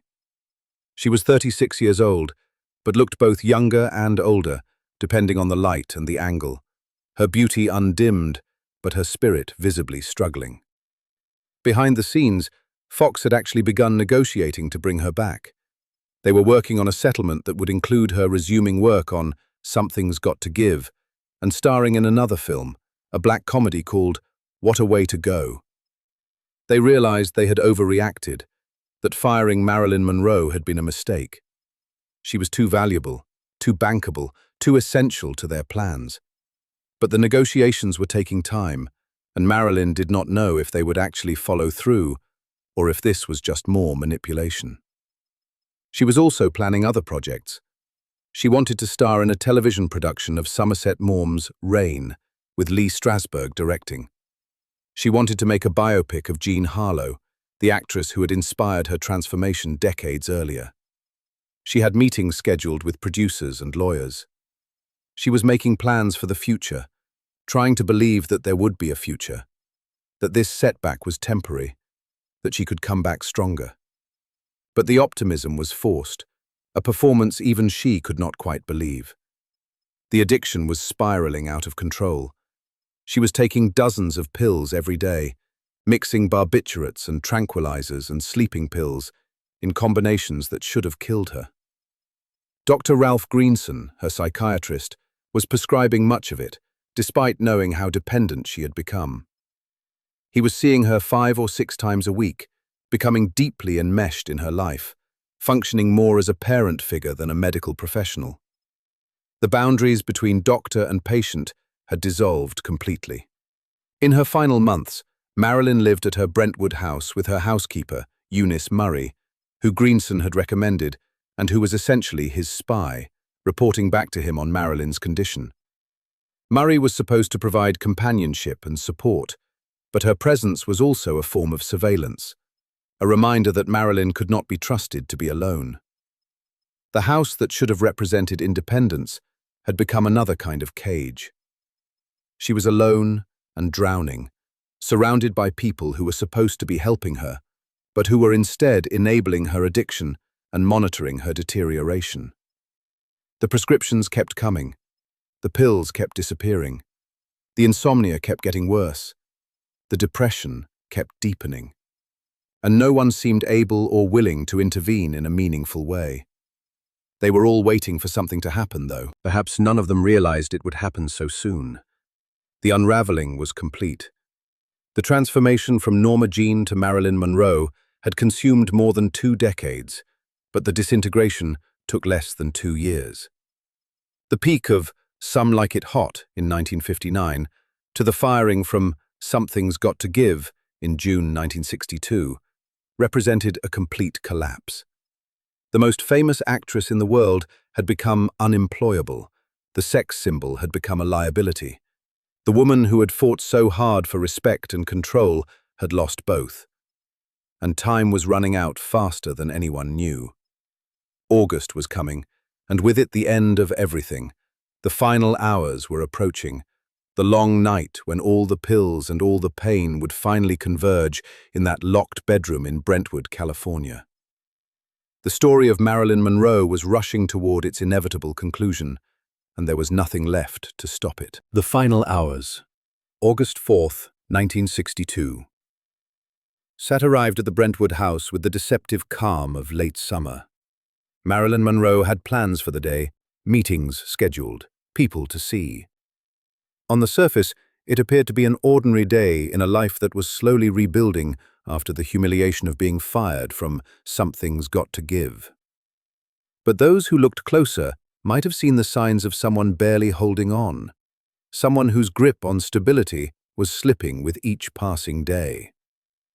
She woke late, as she usually did, the barbiturates from the night before leaving her groggy and disoriented.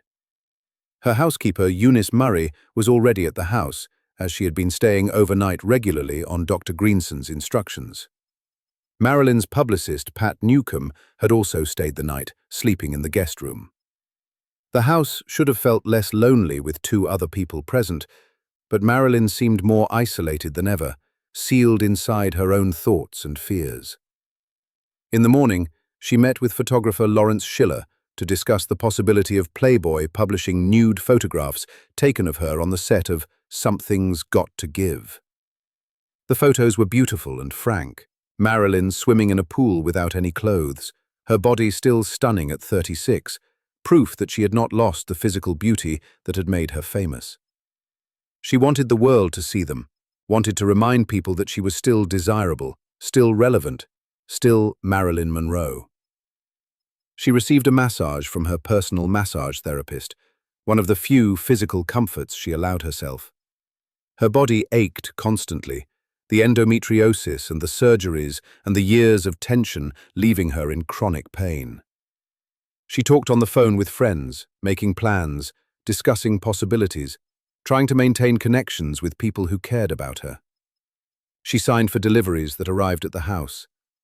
To anyone watching, it might have seemed like a normal day, but tensions simmered beneath the surface. Marilyn and Newcomb had an argument about something trivial, about Newcomb sleeping late while Marilyn had been up early, unable to sleep properly as always. The argument was sharp enough that both women seemed upset by it, their nerves frayed by the stress they were both under. Working with Marilyn in those final months was exhausting for everyone around her, the emotional demands and the constant crises wearing people down. In the afternoon, Dr. Ralph Greenson arrived at the house for a therapy session. He was a regular presence in Marilyn's life, seeing her multiple times a week, sometimes daily when she was in crisis. He asked Newcomb to leave, wanting to conduct the session in private. Newcomb left, somewhat reluctantly, still upset from the argument earlier in the day, worried about Marilyn's state, but also needing to distance herself from the intensity. Hours, until around 7 in the evening. What they discussed remains unknown, sealed by doctor-patient confidentiality and by Greenson's death decades later. But he later stated that he felt Marilyn had seemed disappointed by some people she had been close to, that she was feeling rejected and alone. He recognized that she was vulnerable, but he did not believe she was in immediate danger. He asked Murray to stay overnight to keep Marilyn company, then left to have dinner with his own family. Before he left, Greenson made a decision about Marilyn's medication. Despite knowing how dependent she had become on barbiturates, despite the enormous quantities she was taking every day, he had recently prescribed her more. The bottles on her nightstand included Nembutal, a powerful barbiturate used for sleep, and chloral hydrate, another sedative. Both were dangerous individually. Combined, they were potentially lethal. And Marilyn had access to large quantities of both. At approximately 7 to 7:15 in the evening, Marilyn received a phone call from Joe DiMaggio Jr., the son of her ex-husband. She had remained close to him even after divorcing his father, maintaining a relationship with the young man who had been a teenager when she married DiMaggio. They talked for a while, and according to reports, she seemed reasonably upbeat during the conversation, not despondent or suicidal, just lonely and tired, as she always was. The call, Marilyn was alone in the house with only Murray for company. The housekeeper later described a quiet evening, Marilyn retiring to her bedroom relatively early, saying she was tired and wanted to rest. Murray settled in the living room, doing light housework and waiting to make sure Marilyn was settled for the night. The house was quiet. The sun set over Los Angeles. Another Saturday evening passed. At some point during the evening, Marilyn took her pills. She had been taking barbiturates for years, building up a tolerance that required ever-increasing doses to achieve the same effect. She needed them to sleep, needed them to quiet the anxiety that never stopped, needed them to make it through the night without being trapped in her own thoughts. The ritual was familiar: a handful of pills, a glass of water or alcohol, the waiting for the chemicals to take effect and grant her a few hours of oblivion. But something went wrong that night. Whether it was accidental or intentional remains unclear and disputed to this day. Perhaps she took her usual dose and then, in the fog of intoxication, forgot she had already taken pills and took more. This was a common danger with barbiturates and sedatives, the very drugs that clouded judgment, causing people to accidentally overdose when they could not remember what they had already consumed. Perhaps the combination of Nembutal and chloral hydrate was more potent than usual. Perhaps her body, weakened by years of abuse, simply could not process the quantity of drugs she had ingested. That locked bedroom with the music playing and the night stretching ahead of her, Marilyn made a decision. Perhaps she looked at the bottles on her nightstand and saw a way out, an escape from the pain that never stopped, from the loneliness that consumed her, from the exhaustion of trying to be Marilyn Monroe when Norma Jean just wanted to rest. Perhaps she took all the pills intentionally, knowing what would happen, choosing to end it on her own terms. The music played through the night. Light glowed persistently from under the bedroom door. Murray noticed but did not think it unusual. Marilyn often had trouble sleeping, often listened to music through the night, often kept the lights on. There was no reason to be alarmed, no indication that anything was wrong. The housekeeper went about her business, assuming her employer was simply having another difficult night. Around 3:30 in the morning, Murray became concerned. The light was still on. The music was still playing. She knocked on the bedroom door. No response. She knocked again, louder. Still nothing. The silence from the room was absolute and terrible.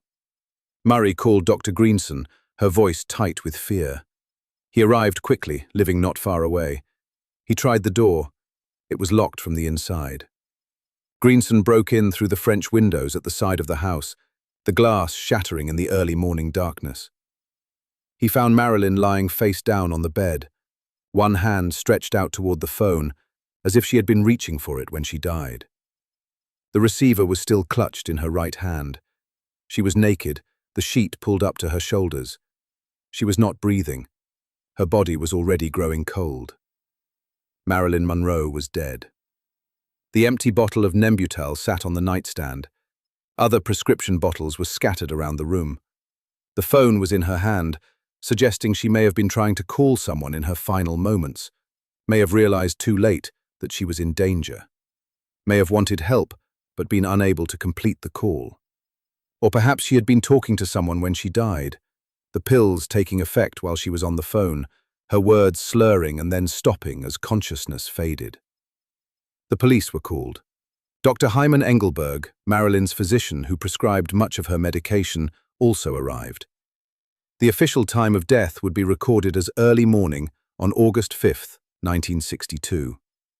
The coroner would later determine that she died of acute barbiturate poisoning, with lethal concentrations of both pentobarbital and chloral hydrate in her system. The toxicology report showed levels 10 times higher than the standard therapeutic dose. The official ruling was probable suicide, though the possibility of accidental overdose could not be completely ruled out. The house on 5th Helena Drive, which should have been Marilyn's sanctuary, had become her tomb. The bedroom where she had tried to rest had witnessed her final hours. The pills that were supposed to help her sleep had instead ended her life. The loneliness she had fought her entire existence had claimed her in the end, leaving her alone in a locked room with only her demons and her drugs. As news began to spread through Los Angeles and then around the world, shock and grief spread with it. Marilyn Monroe, the most famous actress alive, the sex symbol and icon, was gone at 36 years old. The woman who had been desired by millions had died alone. The woman who had brought so much beauty and joy to the world through her performances had been unable to find either for herself. The transformation from NORMA JEANE to Marilyn had consumed her completely, and in the end, neither could survive. The final hours remained shrouded in mystery and speculation. Conspiracy theories would emerge, claiming murder rather than suicide, pointing to her connections with the Kennedys or mob figures or others who supposedly wanted her silenced. Investigations would be launched and dismissed. Evidence would be examined and debated. But no concrete proof of foul play would ever emerge. The most likely explanation remains the simplest. A troubled woman with severe mental illness and addiction problems took too many pills and did not wake up. Whether it was accident or intention, whether she meant to die or simply made a fatal mistake in her fog of pills and loneliness, the result was the same. On that August morning, when Eunice Murray knocked on the door and received no answer, when Dr. Greenson broke through the window and found her body, when the phone fell from her cold hand, Marilyn Monroe's story ended. The transformation was complete. There would be no more performances, no more comebacks, no more chances to find the peace and love that had always eluded her. There was only silence and the beginning of a legend that would grow far larger than the life that preceded it. The legacy, an icon eternal. The world learned of Marilyn Monroe's death on August 5, 1962, and the response was immediate and overwhelming. Newspapers around the globe ran the story on their front pages. Radio and television broadcasts were interrupted with the news. People who had never met her wept as if they had lost someone they knew personally. In Los Angeles, crowds gathered outside her Brentwood home, leaving flowers and notes. In New York, theater marquees dimmed their lights in tribute. Marilyn Monroe the person was gone, but Marilyn Monroe the icon was just being born. Joe DiMaggio arranged the funeral, taking control in the way he had always wanted during her life.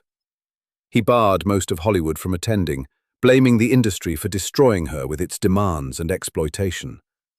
Only about 30 people were present at the service at Westwood Memorial Park. a tiny gathering for someone so famous.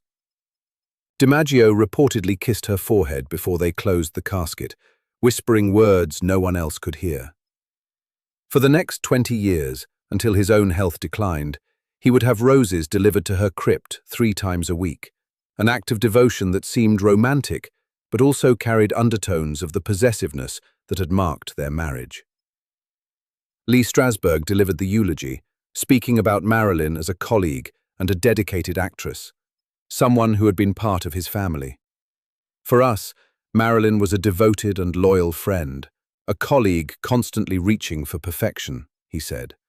She had a luminous quality, a combination of wistfulness, radiance, and yearning that set her apart and made everyone wish to be part of it, to share in the childish naivete which was at once so shy and yet so vibrant.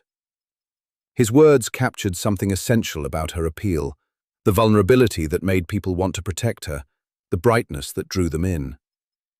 But even as Strasberg spoke movingly about her death being a dreadful accident, questions were already emerging. How could someone so famous, so supposedly surrounded by caregivers and professionals, die alone in a locked bedroom? Why had her psychiatrist left her with bottles full of lethal medications? Why had no one intervened as her addictions spiraled out of control? The grief was mixed with anger and confusion, a sense that this death had been preventable, that the system had failed her catastrophically. Within weeks of her death, Andy Warhol began creating his famous silkscreen prints of Marilyn's face, using a publicity still from Niagara. The bright colors and repeated images transformed her into art, into a commodified icon that could be reproduced infinitely. Warhol's Marilyn diptych, created in 1962, showed her face repeated 50 times in garish colors that made her both more vivid and less human, a comment on celebrity and commercialization that used her image even in death. She had become a product, a symbol, something that could be bought and sold and reinterpreted endlessly. From person to myth accelerated rapidly. Marilyn Monroe became whatever people needed her to be.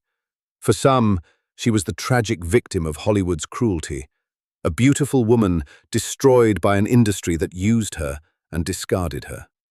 For others, she was the proto-feminist who founded her own production company and fought for control over her career.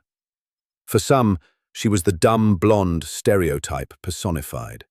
For others, she was a misunderstood intellectual who read philosophy and studied acting seriously. All of these interpretations contained elements of truth, but none captured the full complexity of who she actually was. Film scholars and feminists debated her legacy intensely.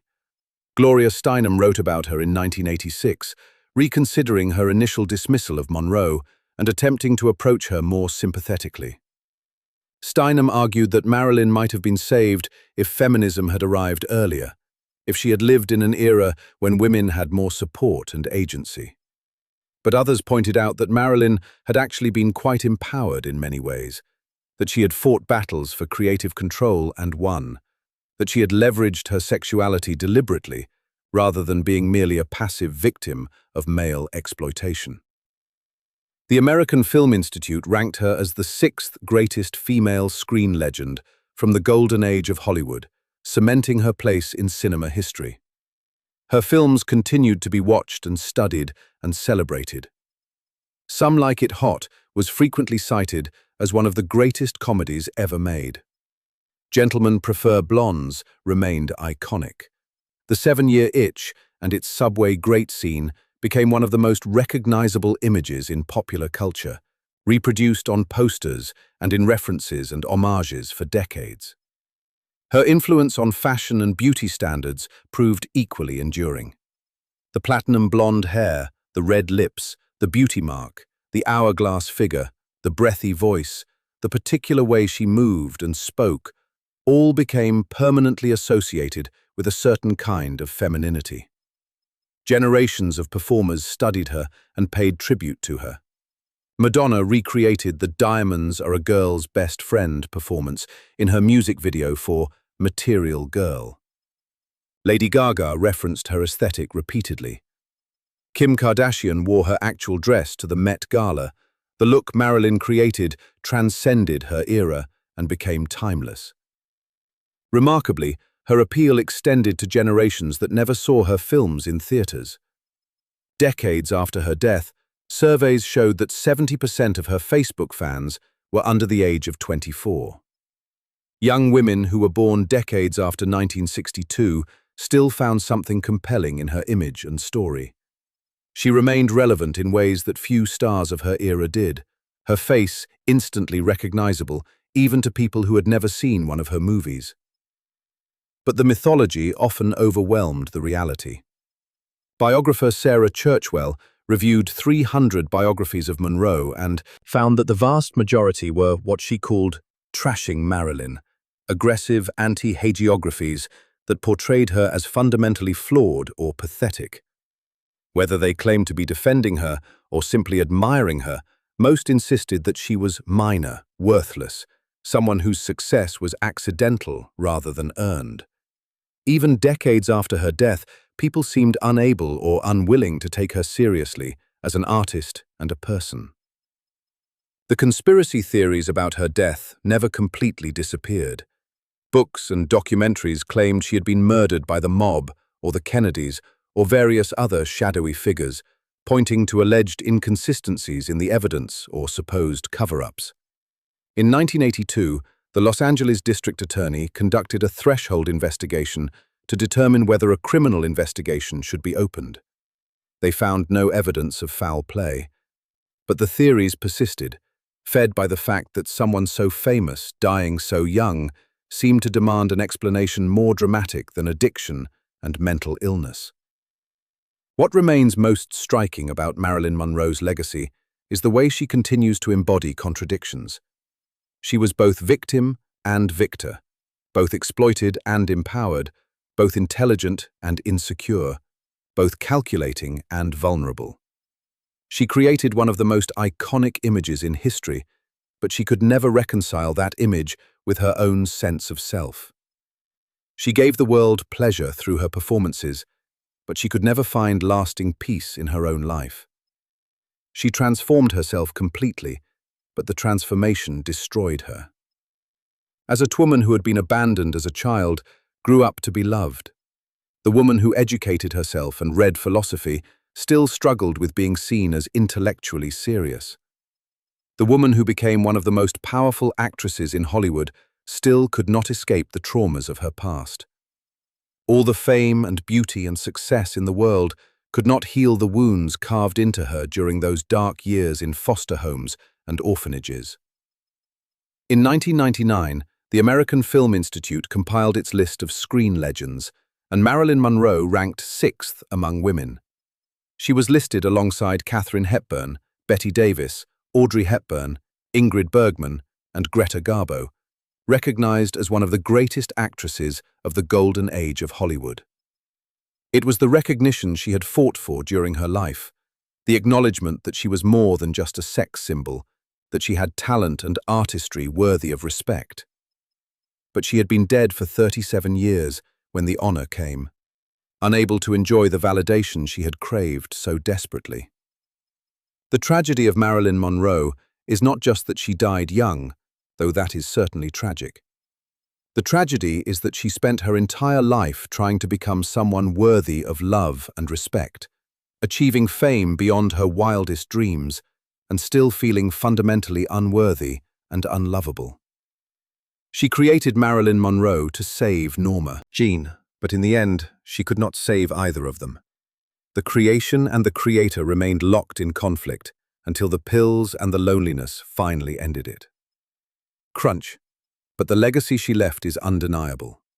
She changed what was possible for actresses, proving that sex symbols could also be serious artists, that blonde bombshells could found their own production companies and demand creative control. She challenged beauty standards while also embodying them. She was openly sexual in an era when that was scandalous, refusing to be ashamed of her body or her desires. She spoke publicly about having been sexually abused as a child, breaking silence about trauma at a time when such topics were taboo. The woman who will not die, as Gloria Steinem called her, remains alive in the cultural imagination more than 60 years after her death. New biographies continue to be published, each trying to uncover some new truth or perspective. New films and documentaries attempt to tell her story. New generations discover her movies and her image and become fascinated by the contradictions she embodied. She remains an eternal symbol of beauty and tragedy, glamour and pain, success and suffering. Marilyn Monroe achieved immortality, but it was not the kind she had hoped for when she was a little girl watching movies in darkened theaters. She wanted to be loved. She wanted to belong. She wanted to be whole. Instead, she became a legend, an icon, a symbol that could mean anything to anyone. She gave herself to the world completely, and the world took everything she offered and demanded more. She became what everyone else needed her to be, and in the process, she lost who she actually was. Pregnant as complicated and contradictory, just like the woman herself. She was NORMA, JEANE and Marilyn, victim and fighter, damaged and strong, lost and found, and lost again. She was one of the most famous women who ever lived, and one of the loneliest. She brought joy to millions, and she suffered terribly herself. She transformed herself into an icon, and the transformation killed her.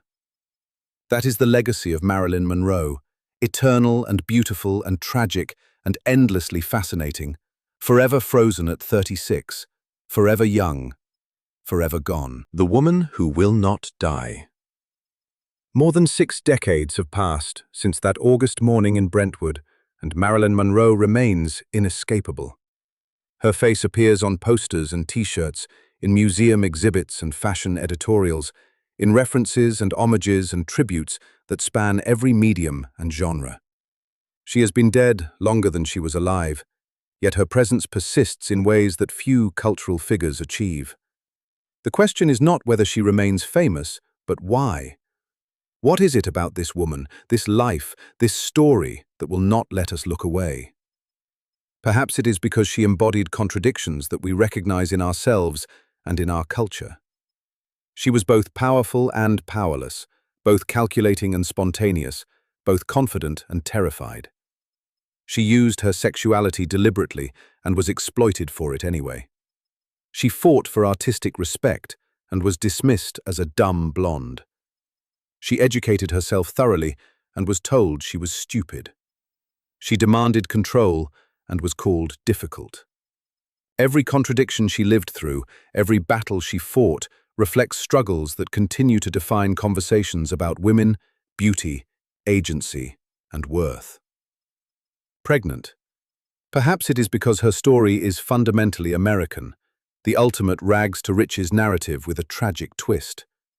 The abandoned foster child, who became the most famous movie star in the world, represents every dream of transformation and reinvention that defines the American imagination. We want to believe that anyone can become someone, that origins do not determine destiny, that willpower and work can overcome any obstacle. Marilyn Monroe proved that such transformation was possible. She also proved that it was not enough, that becoming someone else could not heal the wounds of who you had been. Perhaps it is because she gave everything and it was never enough. A pattern we recognize in our own lives and our own struggles for validation and love.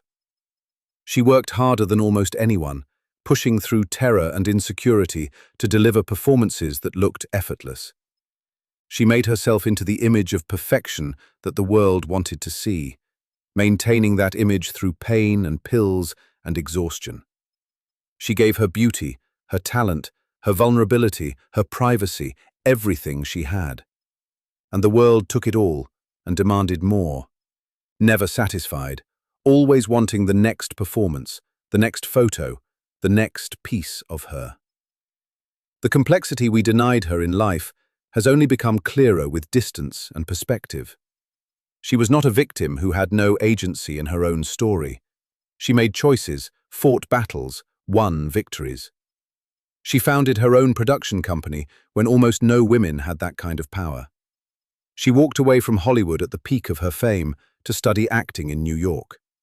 She renegotiated her contract and demanded unprecedented control. She spoke honestly about posing nude when the studio wanted her to lie. She refused to be ashamed of her sexuality when women were supposed to be modest and demure. But she was also not a feminist icon in complete control of her destiny. She was damaged by trauma she never fully healed from, dependent on substances that destroyed her health, trapped in patterns of seeking male approval that stemmed from childhood abandonment. She was exploited by studios that underpaid her and by men who wanted to control her. She was failed by doctors who overprescribed dangerous medications and by therapists whose methods may have harmed more than helped. She was a complex human being, caught in circumstances that would have challenged anyone, trying to survive with tools that were inadequate to the task. The woman behind the icon was neither saint nor victim, neither calculating manipulator nor passive object. She was Norma Jean Mortensen, who became Marilyn Monroe, two identities that never fully merged, forever in conflict, each unable to exist without the other, but also unable to coexist peacefully. She spent her entire adult life trying to reconcile these two selves, trying to integrate the traumatized child with the glamorous star, trying to be both authentic and performative, trying to satisfy both her own needs and the world's demands. She wanted to be taken seriously as an actress, and she was, in many ways. Critics praised her performances in Bus Stop and Some Like It Hot. She won a Golden Globe. She earned a BAFTA nomination. Fellow actors and teachers recognized her talent. Lee Strasberg called her one of the two greatest talents he ever worked with. But she was still dismissed by many as just a pretty face, still reduced to her body and her sexuality, still fighting for the artistic respect that should have come with her obvious abilities. She wanted to be loved, and she was desired by millions. Men around the world fantasized about her. Presidents courted her attention. She received thousands of fan letters. Her marriages and relationships were front-page news, but she could not translate that mass adoration into the intimate, unconditional love she needed. The men she married either tried to control her or were disappointed by the reality of who she was. The love she received was conditional on her maintaining the image, on being Marilyn Monroe rather than Norma Jean. And that was not enough. She wanted to create a family, to have children, to build the stable home she never had as a child. She married 3 times, trying to find that stability. She suffered miscarriages that devastated her. She converted to Judaism to fit into Arthur Miller's family. She tried so hard to create what had been denied to her. But the trauma of her childhood made trust nearly impossible. The demands of her career made conventional family life incompatible with her existence.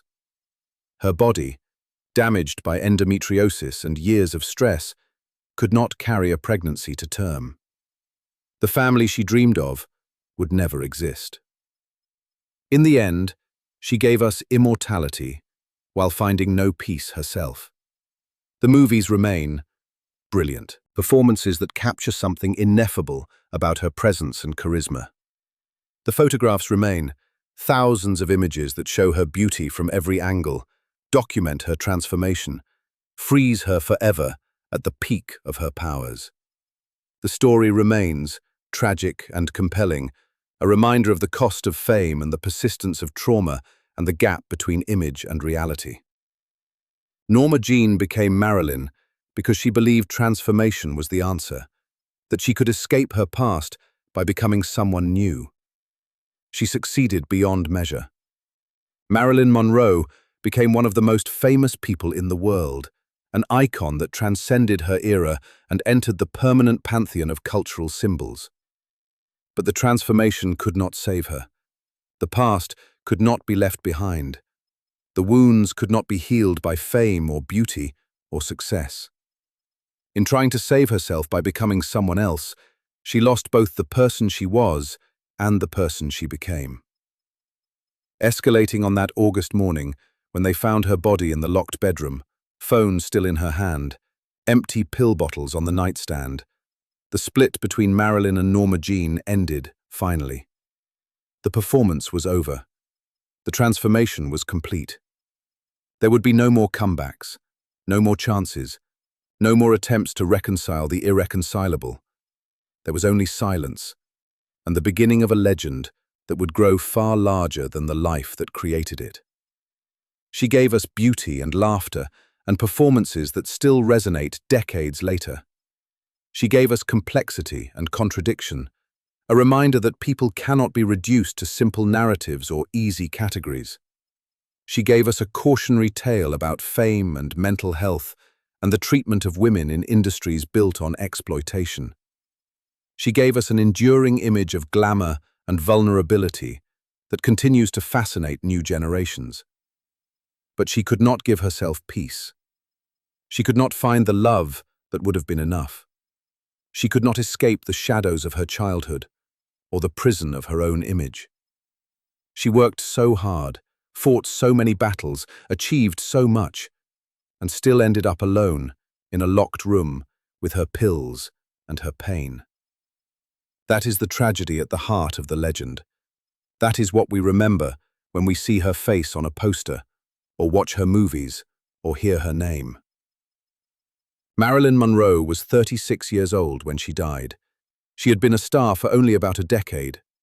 She made just over 30 films. Her career was relatively brief. Her time in the spotlight compressed into a few intense years. Yet she remains more famous than actors who worked for 50 years, more influential than performers who made hundreds of films. The brevity of her career and her life somehow intensified her impact, preserving her at the peak of her beauty and powers, allowing the myth to grow without the complications of aging or diminishing relevance. She wanted to matter.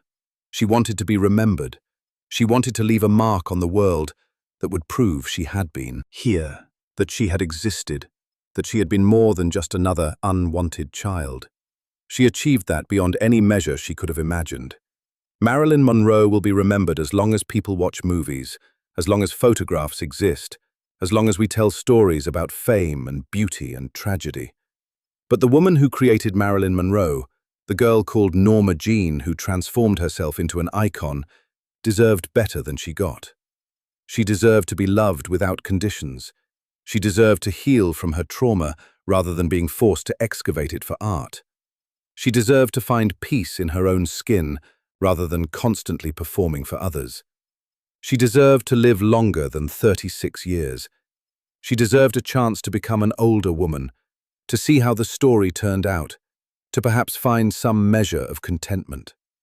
Confiscated was denied to her, by addiction, by mental illness, by a culture that consumed her and discarded her, by the impossibility of reconciling who she was with what she had become. On August 5, 1962, the woman who will not die ceased to live. But Marilyn Monroe, the creation, the performance, the icon, became more alive than ever. Eternally young, eternally beautiful, eternally trapped in the moment before everything fell apart. She is ours now, in all her complexity and contradiction, forever frozen in that luminous moment when she was the most famous woman in the world. She belongs to history, to cinema, to the cultural imagination. But she belonged to herself too briefly, and that is what we should remember, along with the beauty and the glamour and the tragic ending. She was a person, not just an icon. She was Norma Jean and Marilyn both, neither one complete without the other. Both of them gone now, but never forgotten. The woman who will not die lives on in images and films and endless fascination. But the woman who could not find peace finally rests, freed from the performance, released from the demands, no longer split between two identities, no longer fighting to be seen and loved and respected. She gave us everything. She gave us herself. And in doing so, she lost herself. That is the legacy. That is the story. That is Marilyn Monroe.